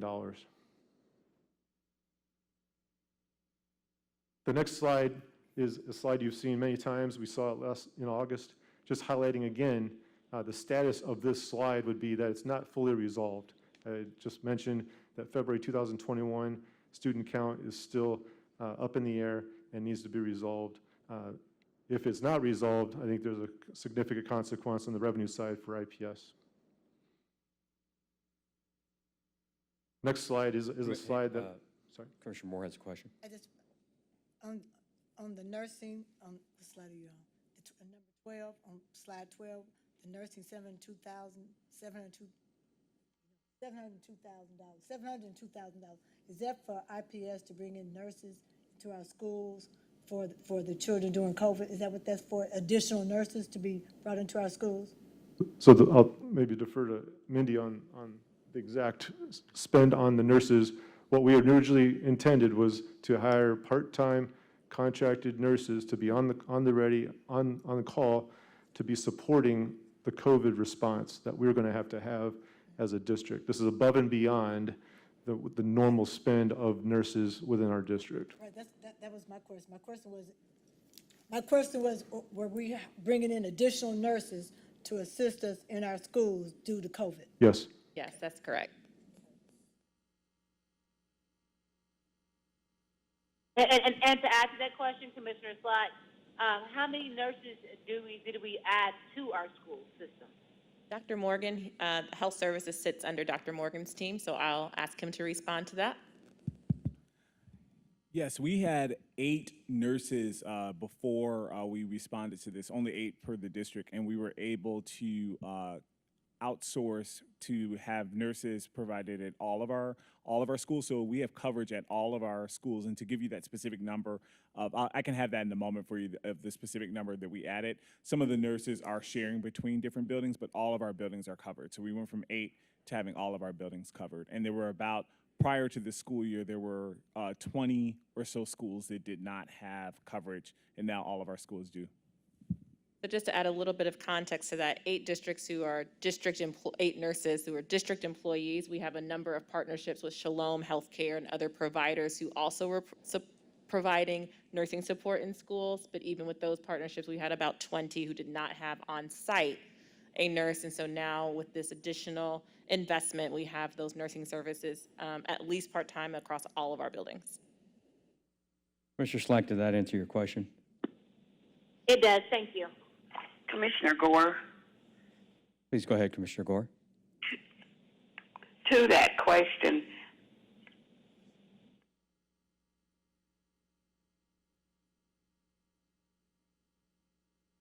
Are you still there, Commissioner Gore? yeah. I just wanted to know, we have nurses and we have new, but are they full-time? Are they doing the coverage that we need for cases that might break out? Or are they part-time? And who does have full-time nurses? Grade school, the elementary or high school? Dr. Morgan, did you capture that question? I did, and to answer that, well, first on the number, we have 26 that are contracted out, and we had 8 that are full-time. In terms of the hours, even up for our contracted nurses, they are there during the full time of the school day, unless they're being shared between the building. But we did add on 26 partnerships so that the buildings could be covered. Did that answer the question?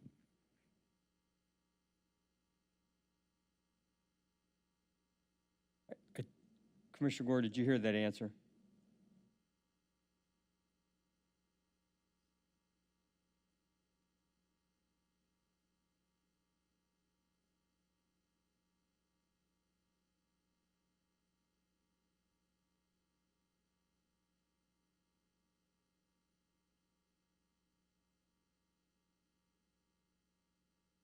Technology, we love it.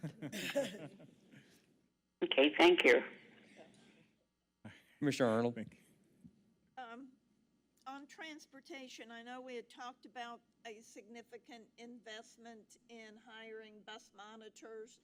Is that what this relates to, or is this a different expense? Yes, bus monitors. This is about, because I want to say, I remember it being like 2.3 million or something, investing and putting a monitor on every bus, and that's Correct. that's included here. Thank you. Carry on. In closing out this slide, we typically talk about this as when we're going to legislative session, we have to remind ourselves we're still receiving 1.5% less per pupil this year than what we were receiving in 2010 and 11. That's typically my slide highlight there. But as we go to the legislative session this year, we have to remind ourselves that over time, and this is a picture of the last biennium budget, what this is showing is that the higher poverty districts are receiving a lesser percentage increase from the district, from the state. And the lower poverty districts are receiving the higher percentage increases. It's an inverse relationship between the need, in our opinion, and the funding model. So this is not just the last biennium budget. This has been happening for a few of those biennium budgets. As we have an opportunity to advocate for equitable, fair funding for our school, this is a slide hopefully we can share, and we have shared, and just show this. If this continues, it continues to put us at risk of having our programs funded at the level that's needed to support our students.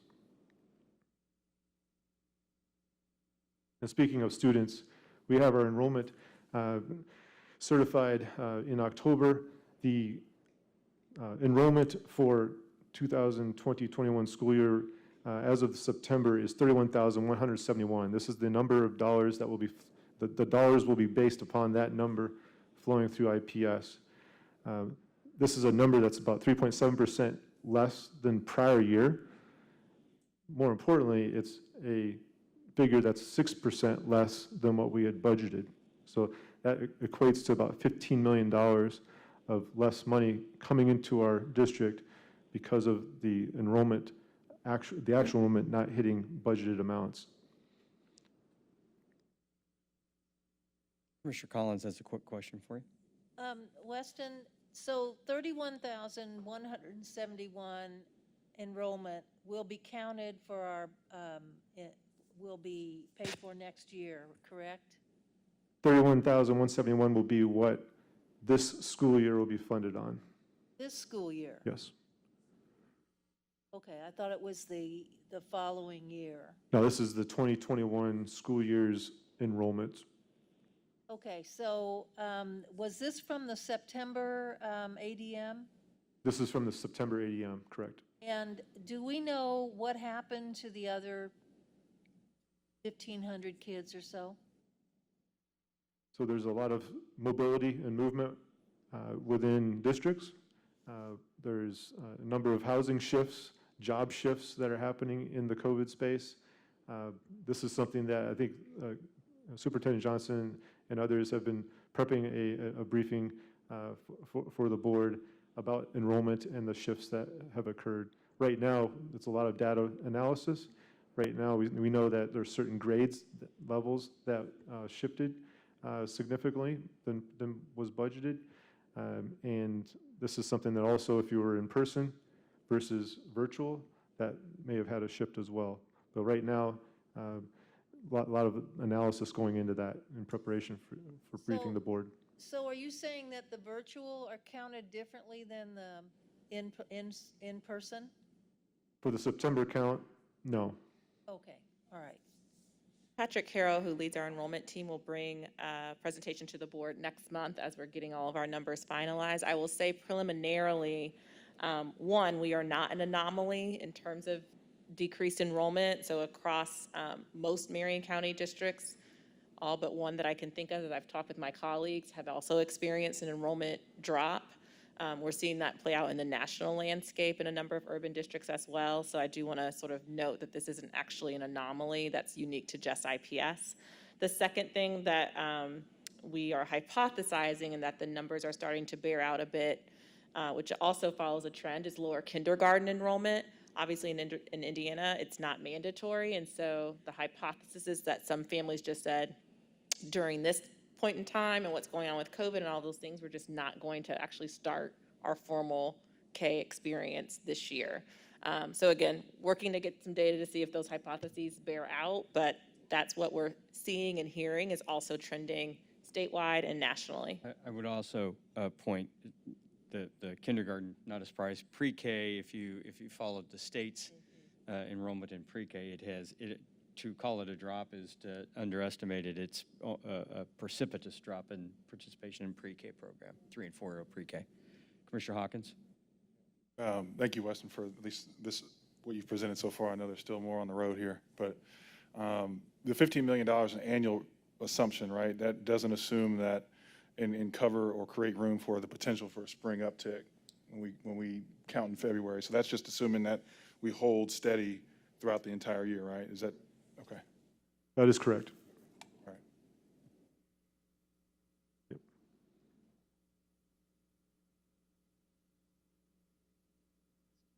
Lastly, this is Commissioner Collins has a question.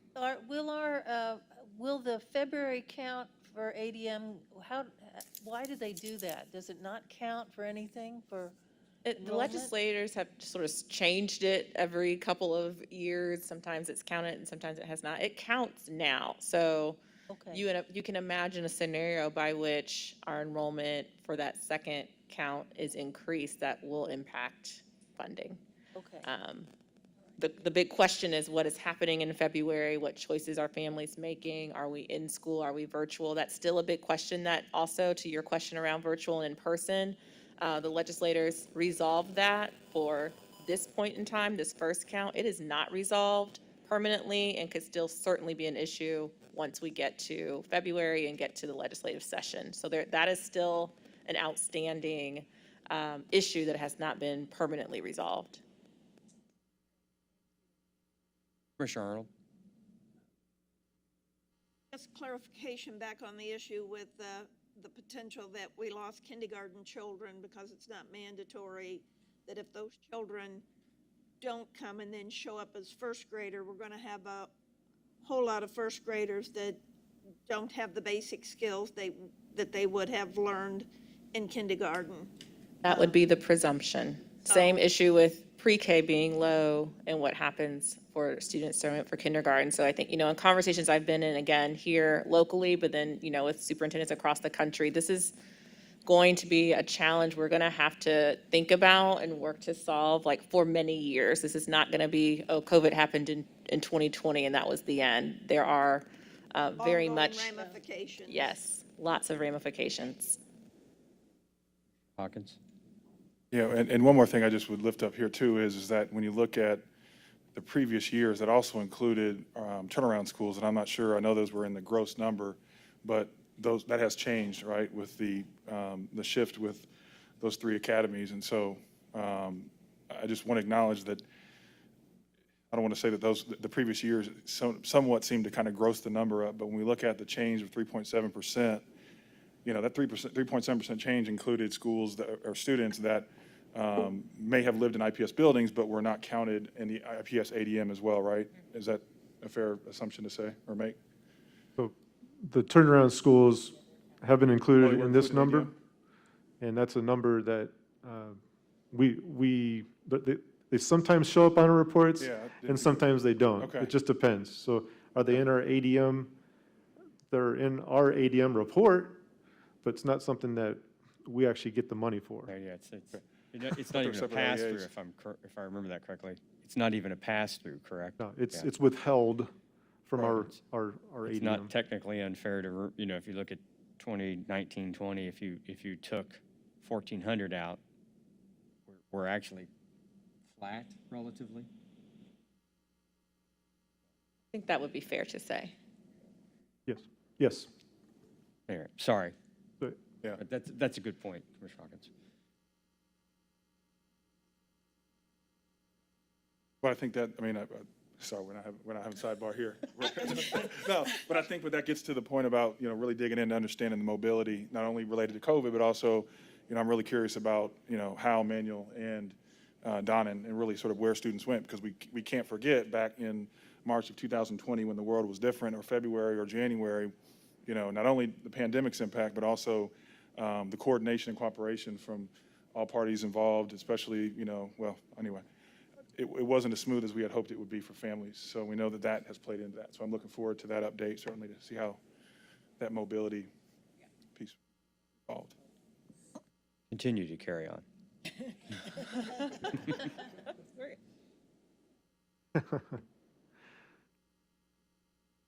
Again, Excuse me, Commissioner Slack. Go ahead, Commissioner Slack. I had a question about the slide 12. When it talks about IPS will need to continue to fund expenditures up front for reimbursement for the next 1 or 2 years. Above that, it talks about how the federal funding that we got only covers 75%. So is 25% out there floating that we haven't covered? Is that what it's saying on that slide? what we've projected is about $2 million being received from FEMA. Not all of these funds, not all of these expenditures are going to be eligible FEMA expenditures. But that which is deemed eligible at some point in the future, which is an unknown, whatever is deemed eligible expense is reimbursed at 75%. Therefore, IPS still bears the cost of 25% of that expenditure, but that is a federal statutory, that's how FEMA works. 75% of eligible expenditures are reimbursed. Did I answer your question, Commissioner Slack? Yes, thank you for that clarity. I appreciate that.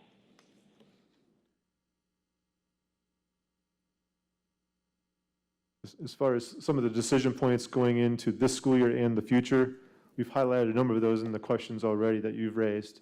A couple I'd want to highlight is just the strategic priorities that we have in place for 2025 are really critical as we go into addressing revenue shifts and making decisions on the expenditure side. We've staffed up for 33,000 kids.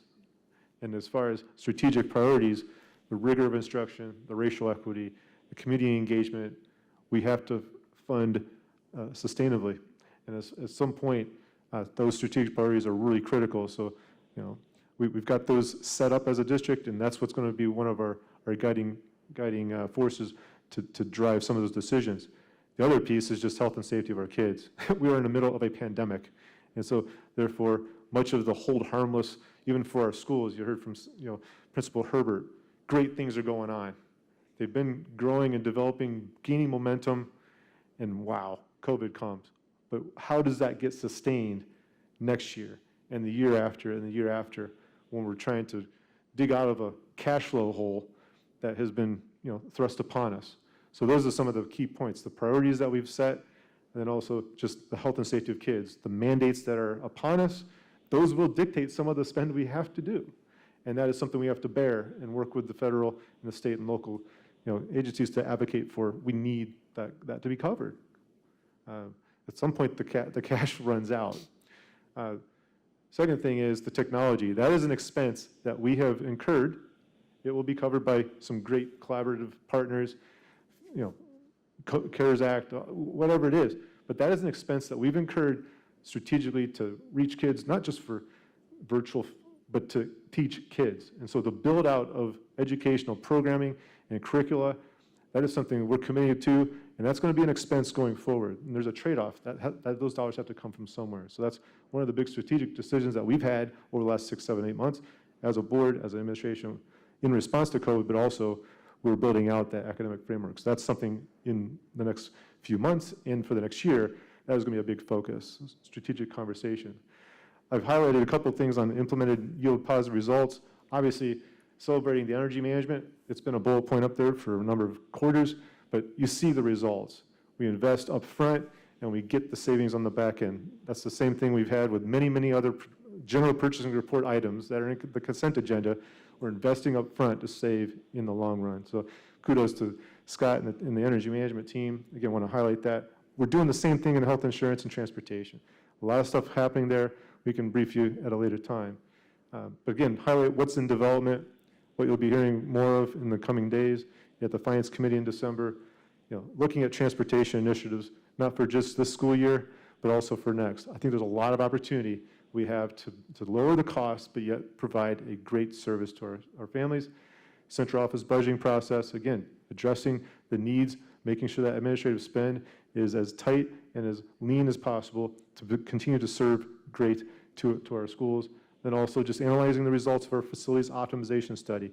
That's something that is in process. The analysis is underway, and we need to, we're going to be doing that over the course of the next few months with the board. So again, in highlight, we've talked about our revenue shifts. We've talked about the uncertainty. We've talked about our cost reductions that will be in place for 2021 and also in the long run. And also just highlighting many of the areas that we still have yet this year to advocate for in the legislative session for fair, equitable funding for our kids in an economic recession and also in a health pandemic. We can continue with a question and answer or turn it back over to Commissioner O'Connor. Any further questions? Hearing none, Weston, thank you very much. I'm go ahead, Commissioner. I'm sorry. I forget about the lag time here, Commissioner Slant. Go ahead, please. Slide 16, when he talks about decision points, could you reiterate what you mean by transportation initiatives when you say that was yielding positive results? Can you explain that a little deeper, please, Weston? Yes, the transportation initiatives that we've had over the course of the last few years are a couple. One, when we bought propane buses, new buses that lowered the operating costs a number of years ago, and we've sustained that. We've had lower fuel costs. We've had routing initiatives where we are operating less buses, which lowers our transportation spend, but it also lowers the number of drivers needed, just the cost of operating those services. We've also expanded in the last few months for COVID-related response of social distance, the walk zones, the expansion of those. But those are items that we can continue to do. We can continue to do that also as a cost-saving measure as people's behaviors and our needs around our schools need to shift with opportunities to get to school. Mr. Hawkins. Weston, again, I want to thank you, and I think this presentation was great. I mean, certainly there's some concerns, around enrollment. Anytime that there are those movements and shifts, that's certainly something to pay attention to and focus in on. But I just, again, beginning this presentation with, this budget was baked or adopted back in February or March or whenever of 2020, and the world changed. And, $26 million of investment and commitment to ensuring that our students and teachers and communities are safe had to be done, and you couldn't pay for it later. You had to pay for it then in order to scale up. And so, I think there's certainly, I want to reiterate that is the predominance of the lion's share of when you look at the bottom line, you look at our cash position at the moment through the year, you look at our projected cash position, that is it. And frankly, you can even tie COVID, again, to enrollment and the impact there, as we'll ferret that out, I'm sure. But just want to acknowledge that, I know, having had a chance to check in with you very often, that, you and your team and the administration, Superintendent Johnson, remain vigilant, focused on, again, if it we're talking about COVID as much, we'd be talking about that curve, and that curve's still there, as we think about those big issues that are out there. So I just want to, again, commend you and Superintendent Johnson and the team for staying focused and getting us to here, because there's a whole lot that we don't know. We don't know if we're at the top or the bottom of this thing, and what we're hoping for is leadership, not only across by this board, but also leadership by other jurisdictions, whether it be all the way up in DC or down to Indiana, the State House in Indianapolis, to help us manage through this, because we're going to need support, whether we're IPS or any district or school system in the state or in the nation. We're all in the same boat. So I'm just appreciative to you and the team, how you've managed through this, because nobody knows what's going to happen tomorrow. So just want to give you kudos for that. Thank you, sir. The last thing I'll say, President O'Connor, is, and I'll shut up, is just want to acknowledge that the audit committee, see, want to get to the exciting part. The audit committee met October 2nd, and I don't want to fumble this, Weston, but we met on the agenda topics that we reviewed the audit prep process for the 1920 fiscal year. And so that's underway. Some of that sort of earlier preliminary work has already begun and is underway, and thus far everything seems to be rolling relatively smooth. Also, you might recall that we shifted our process and moved to a GAAP sort of financial structure, which was a big lift for IPS that had been in process for a few years. So wanted to acknowledge that took place on the 2nd of October, and I know that subsequent conversations and a finalization of the audit will be coming towards the end of the calendar year, early 21, I believe. Most likely January 31. Okay. Would be the time when we finalize. Yeah, okay. Thank you, Mr. President. Any other questions? Commissioner Gore. Please go ahead, Commissioner Gore. Okay, I just had one question, and I think Commissioner Hawkins kind of mentioned it. Things that we don't foresee may come about based on the COVID. And I was thinking, what about maybe things like if we get more children coming to school on the regular rather than hybrid, we might put more children into the school from virtual. Would that increase our custodial ability to take care of the building? Would we need to then maybe add to our budget in that aspect? I'm just thinking of the unforeseen things, because the buildings are big and we'll have more children in them. Or maybe we'll have less based on what goes on. You are right. We don't quite yet know how that's going to play out. Scott, do you want to talk about just our ability to sort of increase custodial support if needed? Yeah, so we would pick up any additional positions through a temporary agency that we already have online that fills many of our positions at this point. So it's merely a call and some training before we put them in a school. We're not anticipating that at this time, Commissioner Gore, but we'll have a ability to, flex and expand if needed. Okay, because that's a pretty big job they have of trying to keep the building clean all day and keep it sanitized. So right. I was just wondering if we had enough manpower to do that and do it effectively. No, it's a really thoughtful question and something we have to definitely keep in mind. Thank you. Any other further questions of Weston? Thanks for the pitch for the audit committee, Commissioner Hawkins. Thank you, Weston. Thanks, Weston, so much. Thank you. Item 6.04 is an update on our COVID-19 response. So you heard from Principal Herbert how they're addressing that at the school level. We specifically wanted to dig in this evening as it relates to our protocols when there is a person exhibiting symptoms or a confirmed positive case in the school, so that the board is aware of what those procedures and protocols are. Mindy Schlegel, our Human Resources Chief, has been doing an incredible job supporting all of our principals these last 2 weeks when we've had all of our students back in buildings to ensure that we're executing against those protocols and making strong, clear decisions and then communicating those decisions effectively. So I will turn it over to Mindy.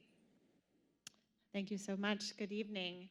I was just going to provide a brief overview and walk you through some scenarios, and then I'm happy to take any questions just as a brief overview. So just to begin with, I just wanted to emphasize how much of this work is really about communication, collaboration, and education. It's really a community-wide effort. So as Superintendent Johnson mentioned this morning, even to the media, we're so reliant on folks outside the schools doing their part. But so much of this inside of the schools is really relying on staff and families to use their self-screener and to self-report. We have all kinds of guidance from Marion County Public Health. I just put a snapshot of a sheet of paper that we both send home with families, but we also use to determine when folks come back and forth. You can kind of see from the columns. It's a complex set of scenarios. Every situation is different. So we do a lot of case-by-case talking with each other and with families and with Marion County Public Health. So lots of phone calls going back and forth and lots of counseling for each other. And the only other thing I wanted to just sort of stress is that it's just a significant responsibility on schools. So, we're really focused on teaching and learning, but this is definitely an added layer for all of us that we're not necessarily staffed or equipped for, and folks have really stepped up to the plate. So if you can imagine, schools are managing the symptoms of students and staff on site, deciding whether or not they return home on a daily basis, really working hard to communicate with staff and with families, translating documents, translating phone calls that they're making home on a daily basis. A lot of this is educating families, so educating them on the symptom screener, but also sort of resetting. We're all used to sending our kids home for a day if they have fevers, and we've really shifted to a world where you're home for 10 days, and you can imagine parent schedules changing at the drop of a hat. If you have a direct contact, that's a 14-day quarantine. I'll talk more about that later.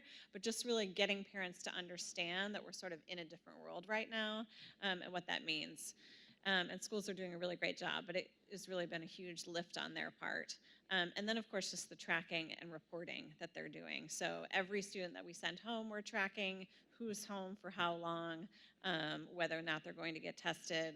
Then we're getting results back. We're checking off boxes that we've communicated with all the right people, that we're reporting up to Marion County Health, and then obviously with the district.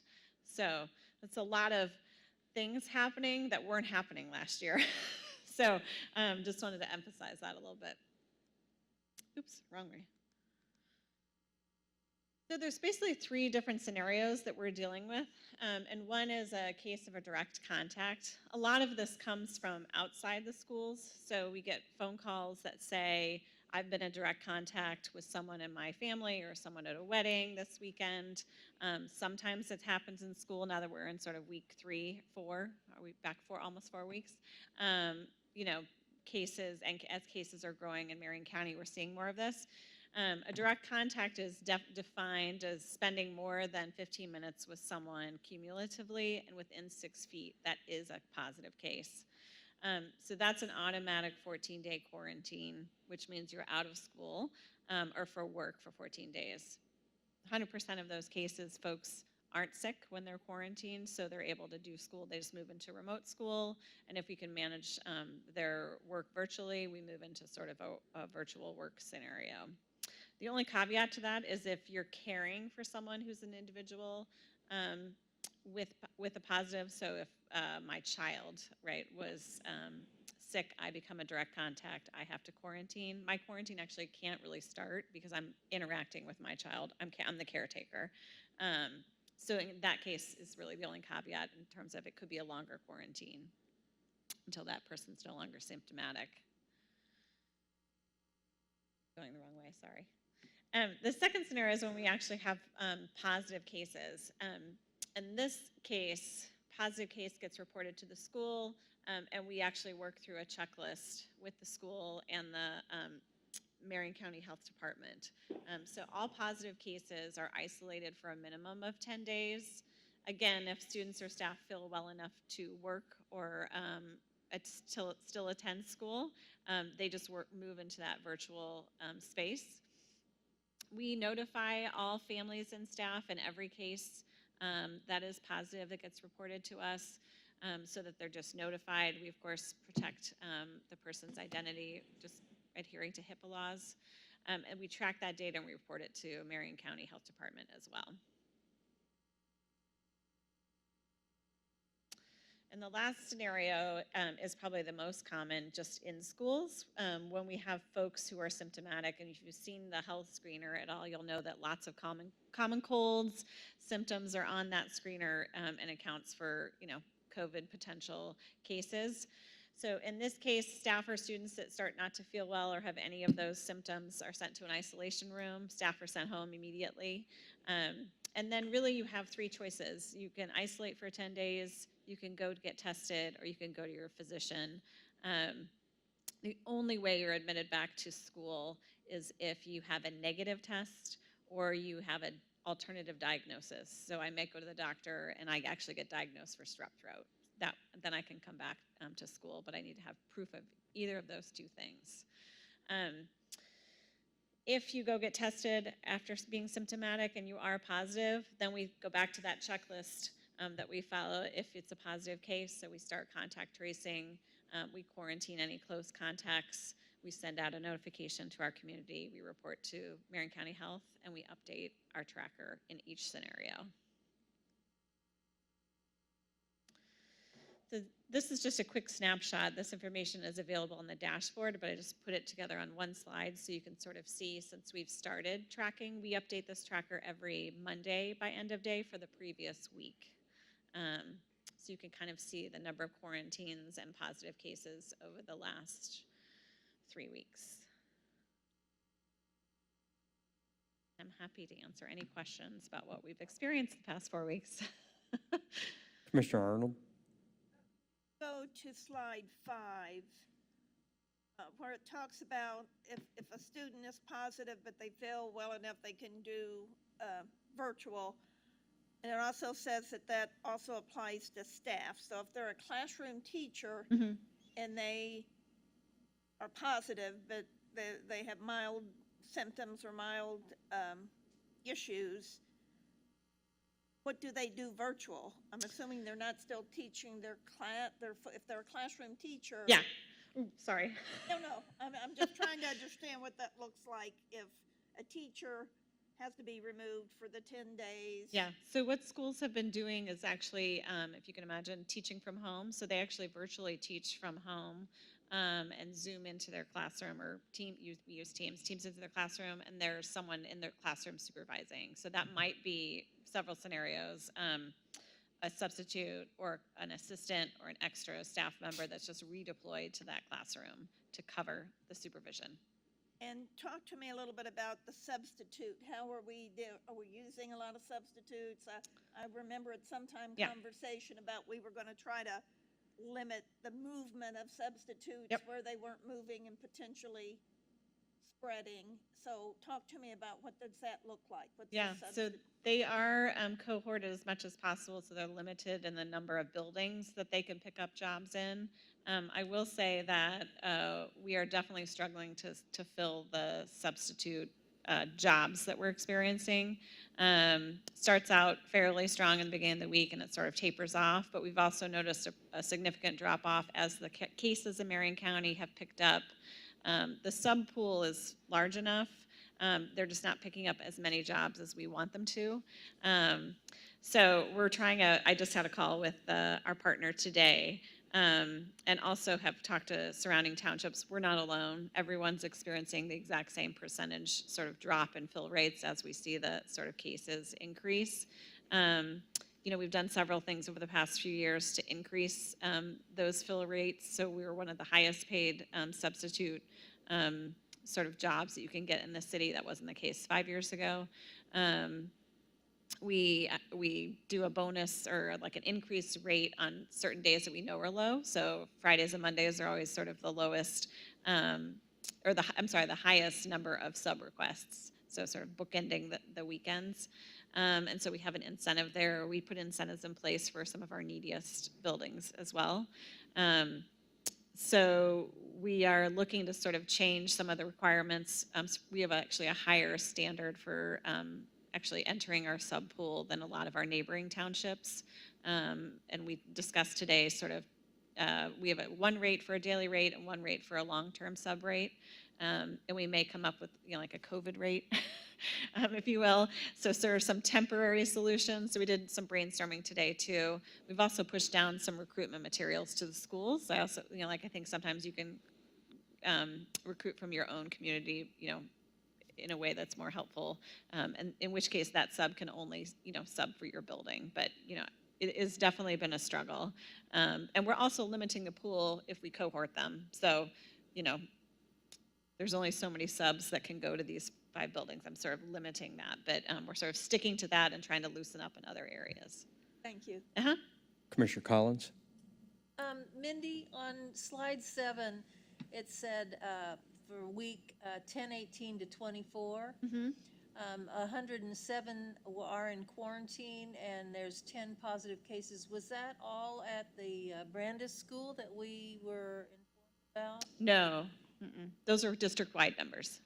And as far as Brandis, is that how you pronounce the school? Yeah. So it sounded like the whole school was out. So is that the state of Brandis? Correct. Everyone at this point is in virtual learning. And so these numbers are reflective of last week. Those numbers will show up this week. Again, it's not an issue of just an overabundance of cases, but it's a small school building with a number of students who are quarantined and families who also then had their siblings who weren't necessarily impacted, but also had their sibling at home as well. And given all of those dynamics happening, the decision was made in consultation with the Marion County Public Health Department to move all grades to virtual through Friday, which is tomorrow, and then we'll reassess to figure out what the next steps will be next week. Okay. All right. Thank you. Any commissioners on the phone have a question for Mindy? Yes, thank you. This is Commissioner Scott. I had a question, Mindy, about slide 6. I see on slide 6 it says 10 days, and then it says 14 days. Why are we not having the consistent number of days of 14 since we strongly recommend 14 days? Can you repeat the question? I heard 10 days and 14 days. I just don't know what the question. He's looking to slide 6. Yep. And I think it's the question of if positive. Why is there a difference? Yeah, why is there a 10, right, Commissioner Slack? It's the 10-day isolation hold. Sorry, I know I have a thing where you can't really hear me. But on slide 6 it says move to remote learning, teaching 10 days, and then on the slide 5 it says the same thing, but it says 14 days is what we strongly recommend. Yep. Why are we toggling before 10 and 14? Why is it not just all consistently 14 days? Yeah, so the Marion County Health Department recommends a 14-day quarantine if you're exposed and a 10-day isolation if you are sick, symptomatic, or actually positive. I'm going to try and explain this, but I'm just going to say I'm not a nurse. So if you're exposed, there's a 14-day window in which you could develop the virus. If you're sick, you've already spent at least 4 days having the, I don't know what the right word is, having the virus grow or become... Incubation period, Thank you. they call it. So that is my non-medical explanation, but that comes straight from, that wasn't us, that was come straight from the Marion County Health Department. Okay, so then kiddos can go to their doctor or something, and if they can test negative, they can come back before those 10 days. Is that what I'm reading? That's correct. Either a negative test or an alternative diagnosis from a physician. And so last question, Mindy, and I'll leave you alone. How are we actually assessing the attendance for this when a school has to go on quarantine and our kids really are sick? How are we going to assess for that academically? Commissioner Slack, did you say for attendance? Yes. How are we going to do our attendance if a kiddo is sick for 14 days? Are they really going to be counted absent for 14 days? Yeah, I will have Dr. Morgan. We have a number of different codes because of these complexities. So Dr. Morgan, if you want to address that. Yeah, great question, and it's not a straightforward one. Basically, our guidance, the way it states, is depending on if a student is really sick and they have to miss school, they will be excused absent. And there's a process that we talk with our schools about how students can actually make up their work during that time. I'm so sorry to interrupt, but I can't hear. Can you speak a Sure. little bit louder or closer to the microphone? Sorry. Yeah, sorry about that. No problem. So what I was saying is, in our guidance, we say that if a student is really sick and they have to be absent and they can't participate in the instructional process, that is an excused absence. And we work with the schools and the teacher to make sure that that student can make up their work. In the event a student is just quarantined, but they actually feel fine, they can participate virtually. And we do have a code in our Power School that is virtual COVID present. That's actually the code that we're using for all students that are virtual in this time. And that would count as a student just participating virtually, and it counts as present. So I wouldn't use the term as dinging a student if they're absent because they're sick. It is an excused absence. The way our state recognizes it, even our Power School recognizes an absence is an absence in terms of it. They wouldn't get marked for being present. But there are systems in place to make sure that that student does get caught up. Parents do have the choice, depending on how a student is feeling, if they can participate virtually or if they just need to catch up the work asynchronously. Did that answer your question? It sure does. Thank you so very much. Commissioner Gore, do you have a question? Commissioner Gord, yes. Thank you. This might be just rhetorical, but how many parents do we think are following protocol in the morning? And how could you tell if a child did come to school with a fever? Are we checking the fevers ourselves with a thermometer when they come in? We aren't doing. Is there a check and balance kind of thing there, or are we just taking the child's word he got on the bus and he's evidently fine? Yeah, so he or she. Yep, it's a great question. We are not doing temp checking. We really are relying on and trusting our families that they are doing their part to make sure, one, their child is healthy when they come to school, but they're also helping to keep their classmates and teachers and staff healthy as well. So we are sending reminders to families about the COVID checklist. It's been in my superintendent's updates. It's on our website, but we are, trusting that our families are, again, this is our collective responsibility to keep our community healthy and trusting that they're doing their part. And I might not have heard, when they do return, are they having to bring a doctor's statement with them that they are now free of COVID, or we're just accepting they've been out 14 days or 10 days? The 10 days I know is the quarantine, but 14 days maybe if they were sick or something. Yes. Do they have to bring a doctor's statement to prove that they're not showing COVID? The 14 days is the quarantine. There's no documentation necessary to come back. It's just that you fulfill the 14 days. So we're tracking and then know that you can come back as of such and such date. If you are symptomatic, it's a 10-day, that's the 10-day isolation. You do not need a doctor's note to return after the 10 days. You do need a doctor's note or a negative test to return prior to the 10 days. So what Marion County Health Department recommends is a 10-day isolation period and then a 24-hour period where you're fever-free and improved symptoms. Does that answer your question? Yes, thank you. Yep. Commissioner Hawkins? Yep. Minnie, thank you for the presentation. And also just want to kind of reiterate, I think this was Commissioner Moore, your comment or question about nurses. And I know that all of us have received quite a few correspondences and feedback, and legitimately for, just out of concern and hope to ensure that our kids and staff have access to a health professional. So thanks to everyone for making that happen, because that's critically important. One maybe more of an operational question, and maybe in what I do during the day, I've gotten a chance to be a little closer to this, but when a student goes into quarantine, or I'm sorry, isolation at home or quarantine, let's say they're, maybe have been in proximity to someone who is maybe exposed or infected, how do we think about, I'm curious about food service or access to technology, because we know that technology component is their gateway to the classroom. And so are we providing or are we creating an opportunity for food service to get to the kids that are no longer in the school building receiving the meals that they receive? Because I know yesterday, which was blew me away, of the 3 million meals that were served to our community and IPS students. But just curious how we're thinking through that, knowing that we could be seeing some surges potentially coming or not. But I'm not sure if that's a Scott question, a Mindy question, a Scott question. I was going to start. Yeah. I think part of your question was on, so for technology, students have those devices. They are actually bringing them to and from school. So conceptually, they should have that device, whether they're at home or at school, and be able to access. Food service wise, as Scott, you can fill in the details. We do have sites where any student who is virtual for whatever reason can come and get their meals. We are not transporting or doing like direct household delivery, but we do have sites for students who are virtual where they can come and get meals.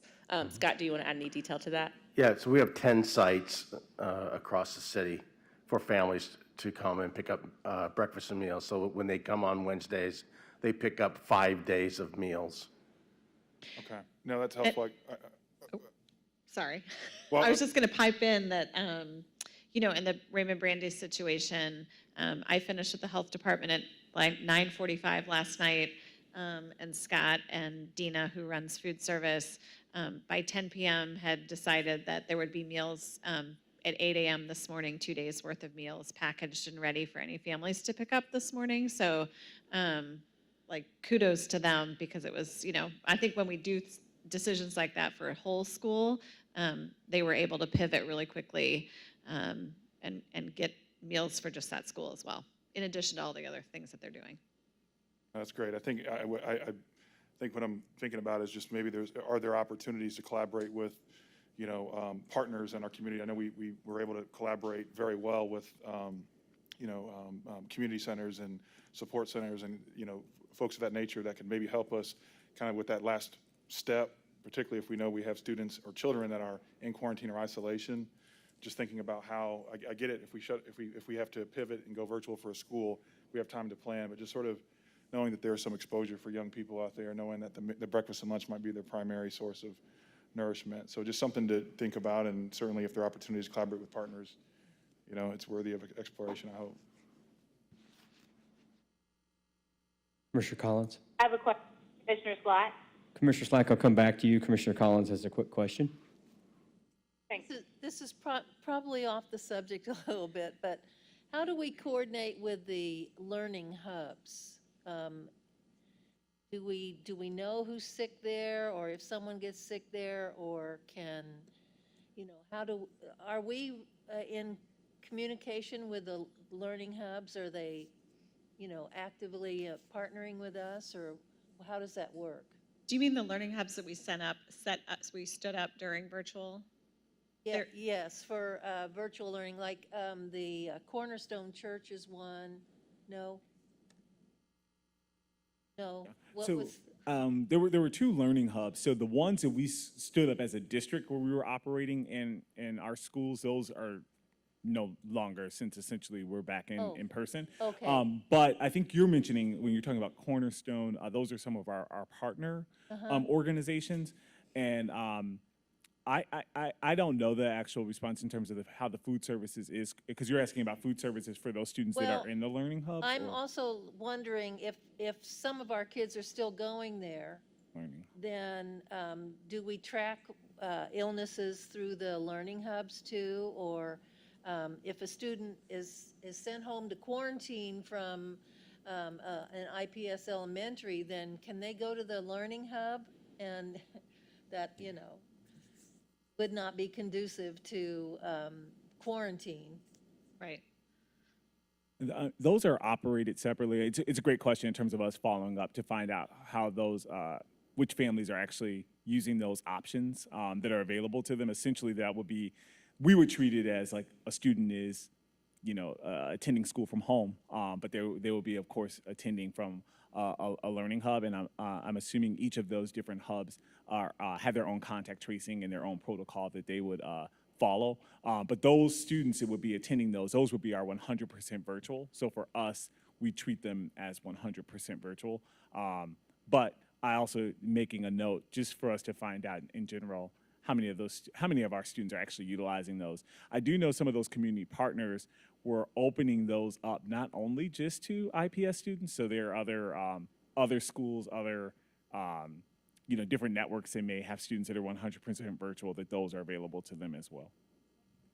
And I would just pipe in, they do have their own protocols in place. So it's a heads up to us, but they follow their own they contact the family and all that kind of stuff. Thank you.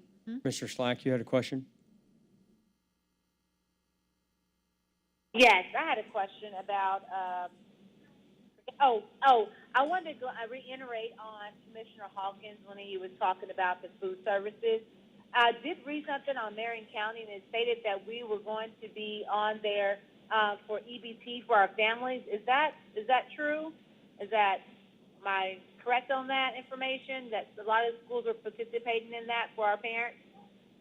Yeah, and Scott, you again might fill in the blanks here. There have been, at this point, I believe, 2 additional distributions of funding and resources in the form of the EBT card for families, and that's been actually an effort from the state. So Scott, I don't know if you have any more to add to that, but I do know we had to submit some data to the state on a pretty tight turnaround about a month or so ago, so that families could receive that additional funding for resources. Anything else you could add there, Scott? I don't, but I can get more information from Dina Bond on that for you, Commissioner Slack, if you'd like. She's more plugged into it than I am. No problem. Any further questions for Mindy? Good. Great. Thank you, Mindy. Oh, thanks, Mindy. And again, her team, as well as our school leaders, are just doing phenomenal work in this area. So very thankful for all they've taken on. Moving on to unfinished business, we have one item unfinished business. That's item 7.01, which is the public hearing that is required for the additional appropriations related to the GO bonds that Weston was talking about earlier. Those bonds are being used to support our COVID-related purchases of technology and additional equipment. And so this is the final board action needed to finalize the issuance of those bonds in the form of this hearing. And then we'll be able to move forward with closing on the bond issue, which is planned for next Monday, or Tuesday, November 3rd. Great. Thank you, Superintendent Johnson. Really briefly, we've gone through a process the last few months. Slide here shows August, September, October. We've done a public hearing to adopt the project resolution, adopt the preliminary bond resolution. September, we adopted the resolution to actually issue them. We issued them in October 14th. And then tonight is a hearing to adopt a resolution to have an additional appropriation of $5.35 million to actually have the authority to pay for those bonds. So again, as Superintendent Johnson talked about, our technology shift, again, highlighted during the quarterly finance update. We issued them and sold on October 14th at a 0.725% interest rate, paid back within June 30, 2021. The process we have undergone to get to this spot for a public hearing is advertising a notice about this public hearing more than 10 days before. So we did that on September 18th in 2 newspapers. We're holding the public hearing tonight, and then tomorrow we'll submit the approval to DLGF. The amount, $5.35 million, we're an appropriation similar to the budget conversations, just reminding the board, it's a process to request more funds than the DLGF has already approved for this school year, in this budget year. So, any questions? Any further questions, Commissioner Collins? Can they actually deny that request? You can, yes. She means the DLGF. Can DLGF, it's more a formality process, but yes, they can. By the way, that is what you meant, isn't it? I didn't mean to Yes. put words in your mouth. Sorry. Whoever DLGF is. Department of Yes. Local Government Finance. This is essentially we've used, I'm going to give the Mike O'Connor third grade explanation. Don't say third grade. Um, Come on. I did really well in third grade. We've essentially, we're raising money through this bond sale. We have to appropriate that money into our budget. And then that budget then has to be reapproved by the DLGF because it's over the budget that they approved that we did this process. So if the money's there, we just have to say we're expanding our budget to accept the money. In March, this was not in the budget. Yes. We How was that? Was my received third grade received explanation approval pretty for, good? yeah, it was great. That's what I need to know, because I thought we had already approved Yes. this, you know, Yep. and This already is talked new, about this it. was a new ask to the markets, it's a new spend. It's a process that we need to do to actually spend that additional appropriation, additional money. Okay, so it's a procedural thing. This is yeah. strictly procedural. Right. Thank you. And so we do have to go through. Any further questions? I'm sorry, I don't mean to cut anybody off. Any questions on the phone? Hearing none. So we'll now open, we are required to hold a public hearing. We'll open the public hearing for additional appropriations related to the general obligation bonds proceeds. Does anyone wish to offer comment on the matter? Hearing none, do I have a motion to approve the additional appropriation resolution as presented? Second. It has been moved and seconded. Any further discussion? Mr. Mulholland, would you please call the roll? Commissioner Arnold, Yes. Commissioner Gore,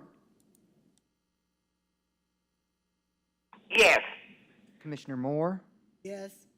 Commissioner Slack, Yes. Secretary Collins, Yes. Vice President Hawkins, Yes. President O'Connor. Yes.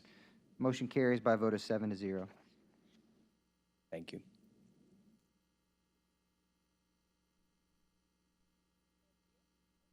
Thank you. We have one item in new business. This item 8.01 is an update on our Title IX practices and policies. Just so the board is aware, the administration will ask the board to waive our 30-day wait period because some of these updates reflect current requirements from the U.S. Department of Education. We want to ensure alignment of our policy with the requirements from the U.S. DOE. So Ahmed Young will come at this time with that update. Good evening, everyone. Thank you, Superintendent Johnson. The Title Mr. Young, IX could you make sure to talk in the mic so our folks on the Yes, phone I can. Thank you. The Title IX framework that many of us are aware of became law almost 50 years ago. And during the course of the last 48 years, there have been countless updates, amendments, changes, but the most recent change and update to the Title IX framework is probably one of the largest that we've seen in quite some time. K-12 institutions and institutions of higher learning had to examine where they've been and what they're doing and make some major changes to their policies, practices, and procedures once the new regulations were released in May of 2020 and then ultimately took effect in August of this year. And we were very fortunate because our Title IX team not only preempted, but had put in a lot of policies and practices over the last several years that allowed us to make some changes, make some tweaks, and now bring this before you so you all can hear about what we've done thus far and some of the work that needs to be done moving forward. First off, a little education on Title IX. It affects higher education as well as K-12.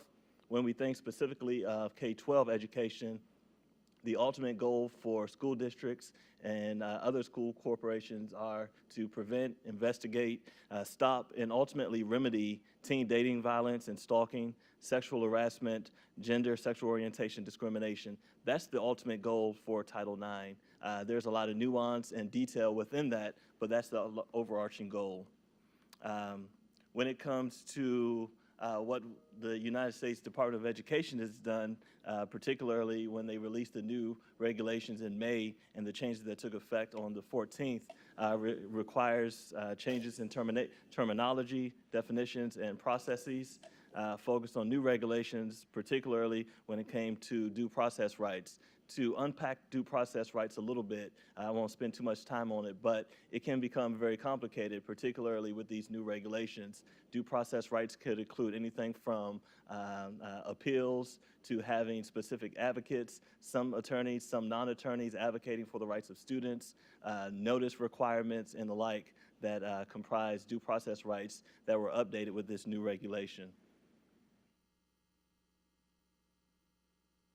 Fortunately, like I stated earlier, there were some new regulations that came that were already in effect here at IPS and allowed us to pivot much quicker and easier when the new regulations took effect. I'll go through a couple of them very quickly. School districts required to address teen dating violence. Many of you may recall a group of students that presented to this particular body about 2 years ago and brought up the issue of teen dating violence, which impacted some of our policies within the school corporation. So dating back to 2018, we updated our teen dating violence policy. Thinking about annual training that's mandatory for reporting requirements, that was already implemented here in IPS back in 2017. Yes, we were really excited about that too. And then we also had to think about, going back to 2017, the requirements for gender-based discrimination and harassment with very clear protocols. We spelled out those protocols in a very easy to follow and easy to understand way that a social worker, a counselor, assistant principal, principal, EDS, someone in central office could follow and execute on. And fortunately, that was one of the new regulations that came in effect in August of this year, and we were already ahead of the curve on that. When it comes to a few other policies that were updated, we are embedded many of these things in the new policies and administrative guidelines. I won't go through each and every one of them, but one of the things that I think is really important to highlight is the responsibilities associated with the Title IX coordinator. We have a fantastic leader in that particular department, Ms. Kim Kennedy.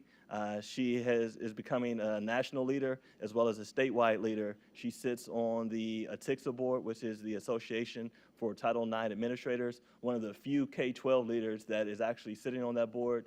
We've convened several meetings right here in Indianapolis that were attracting folks from Lake County all the way down to Evansville, Vanderburgh County, just to listen to and participate in some trainings that we put together as a team. So we're also coordinating with the Indiana Department of Education on some of the things that they're trying to do, and they're soliciting insight and feedback from our particular team. So we're excited about that, and we're excited about being a leader in this industry right now. A few other things to hit on, some of our priorities.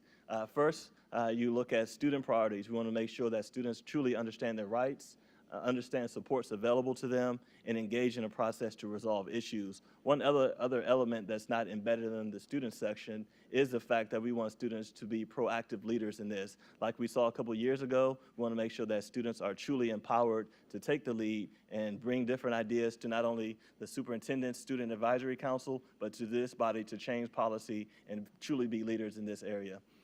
Staff, it's incredibly important that they understand their responsibility to report the supports that are available and to take action to support a safe and inclusive environment for our students. And then making sure that the Title IX work is aligned with district priorities. Of course, you see social emotional learning. Another element that's not embedded in that particular section is racial equity. When we think about disaggregating data, how do we look at the data as it relates to sexual abuse, sexual violence, sexual harassment, and discrimination? We've seen national trends, particularly when it comes to situations where we have more African-American female and Latinx females experiencing these issues or these situations more than their counterparts. And that's something that we're digging into the data, and we're going to continue to invest in that.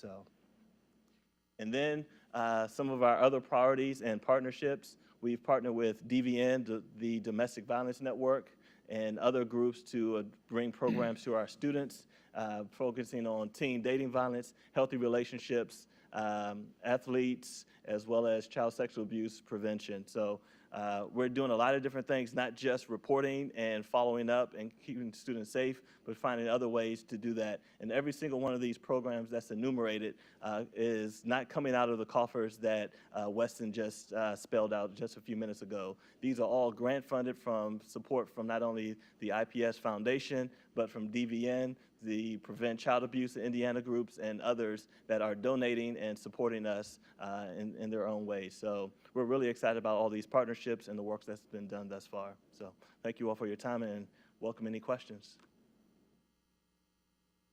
Any questions? Oh, Commissioner Arnold.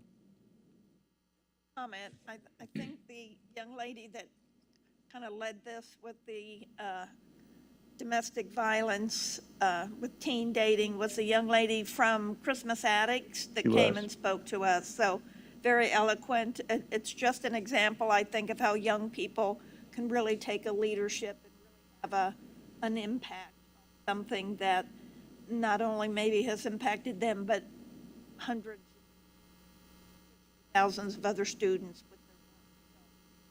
Where she is now, I'm assuming she's moved on. She's at Butler now, I She's believe. at Butler, Butler, that's right, and yeah. doing great work. She came back and spoke once since she went to Butler. if I She remember has, correctly. and she was, I think, up until COVID, supporting at Christmas Addicts still as well. So she's staying connected to the district, which is great. Maria. Any other, Commissioner Collins? I'm just curious to know, Ahmed, how are these things implemented at the high school and middle school? In some instances, it depends on the type of program. So if you go back to the teen dating abuse and violence campaign, actually, I didn't really talk about that, I skipped over this. This is a campaign that is funded purely by DVN and in collaboration with the Title IX team and truly supported by the communications and engagement team.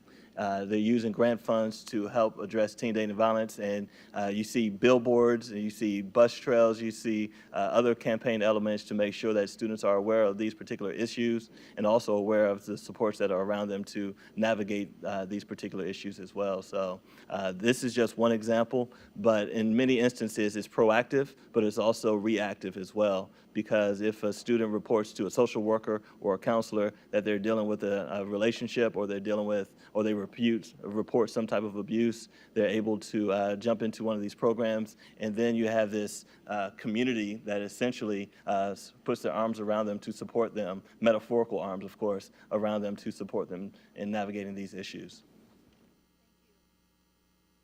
I might, as a point of personal privilege, ask Mr. Young if he knows who the sponsor of the original Title IX legislation was. The original sponsor, I'm guessing, not Birch Bayh. It is U.S. Senator Birch Bayh. So the Title IX program has its roots in Indiana, something we should all be very proud of. Yeah. I'm hoping Yes, you weren't indeed. just guessing, but Yeah. no. And of course, Senator Bayh has reached a lot of attention because of his efforts on other issues like the Electoral College back in the day as well. And the Bayh-Dole Act for Innovation, which was just celebrated yesterday. So we have two efforts. I'm going to ask Mr. Mulholland if we can merge them into one, or do we need to waive the 30-day? Yes, we do need to waive, but we can do that as part of a single motion, so you can. So anyway, I'm sorry, I should ask, any commissioners on the phone have any questions for Mr. Young? I don't have any. Okay. So what I am proposing, if it meets the concurrence of the board, is that we would put the two into one motion to waive the 30-day rule, and the second motion to adopt the changes and amendments to our active Title IX policy. So I would accept a motion to merge the two and move. Second. Did you say so moved? No. Oh. I No. said so. Okay, I heard it. Somebody else did, These yeah. masks are throwing me off.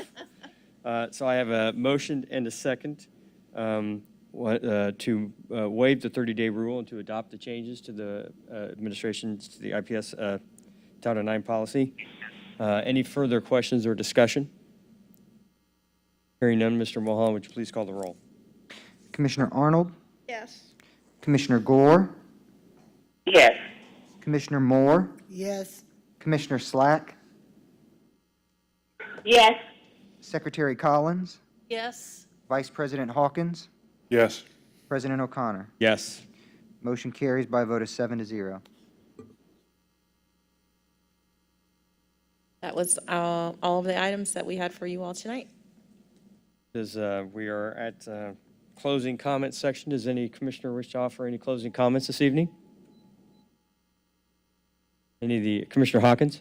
Yeah, again, I just want to thank our teachers, our school leaders, and I think we are still celebrating Principals Appreciation Week, I believe, right? So just want to lift them up across the district. But again, want to thank the IPS school community for, again, just your continuance to be flexible and graceful, and as we move through this unknown that is the COVID-19 of 2020 world we're in. So I want to lift that up first and foremost. And secondly, and I think just as important is what happens on Tuesday. It's just so important that this is an opportunity for us to be part of the democracy that we are a part of.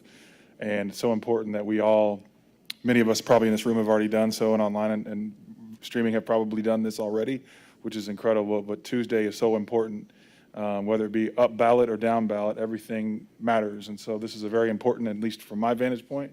I'm sure everyone up here would agree that this is one of the most important ones I know that I've ever seen, and believe we think about the future of the nation and the state and the city that we live in. So again, just want to encourage all those out there. The lines might be long, it might be raining, whatever it takes to be there. But for those of you who have voted, or for those of you that have voted, certainly there are opportunities, I know, to volunteer and support the process.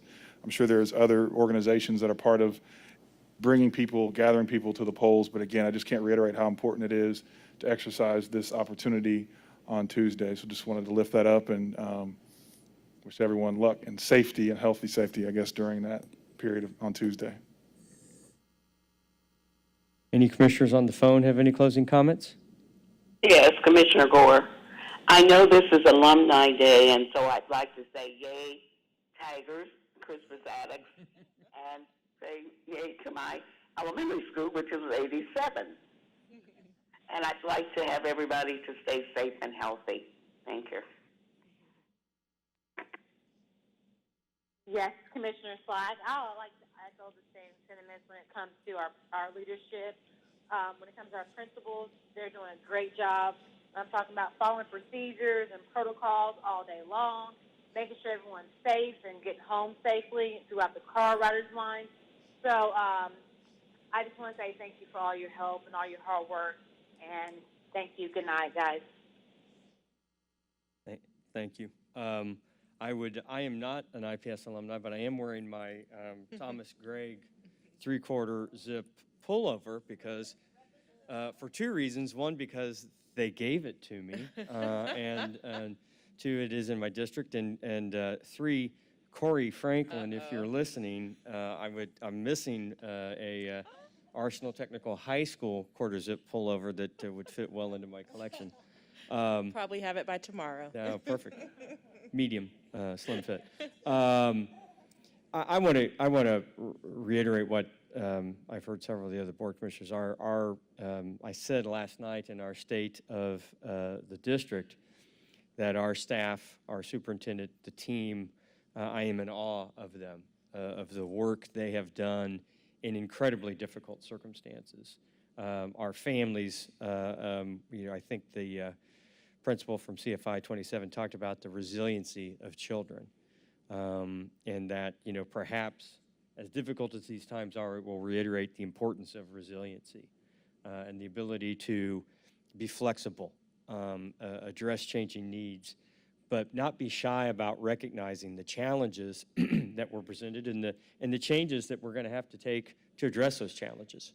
And so I want to applaud our staff, our superintendent, and again, reiterate something Commissioner Hawkins said, which is November 3rd is pretty darned important. And if you haven't had the time or taken the time to go vote, please do.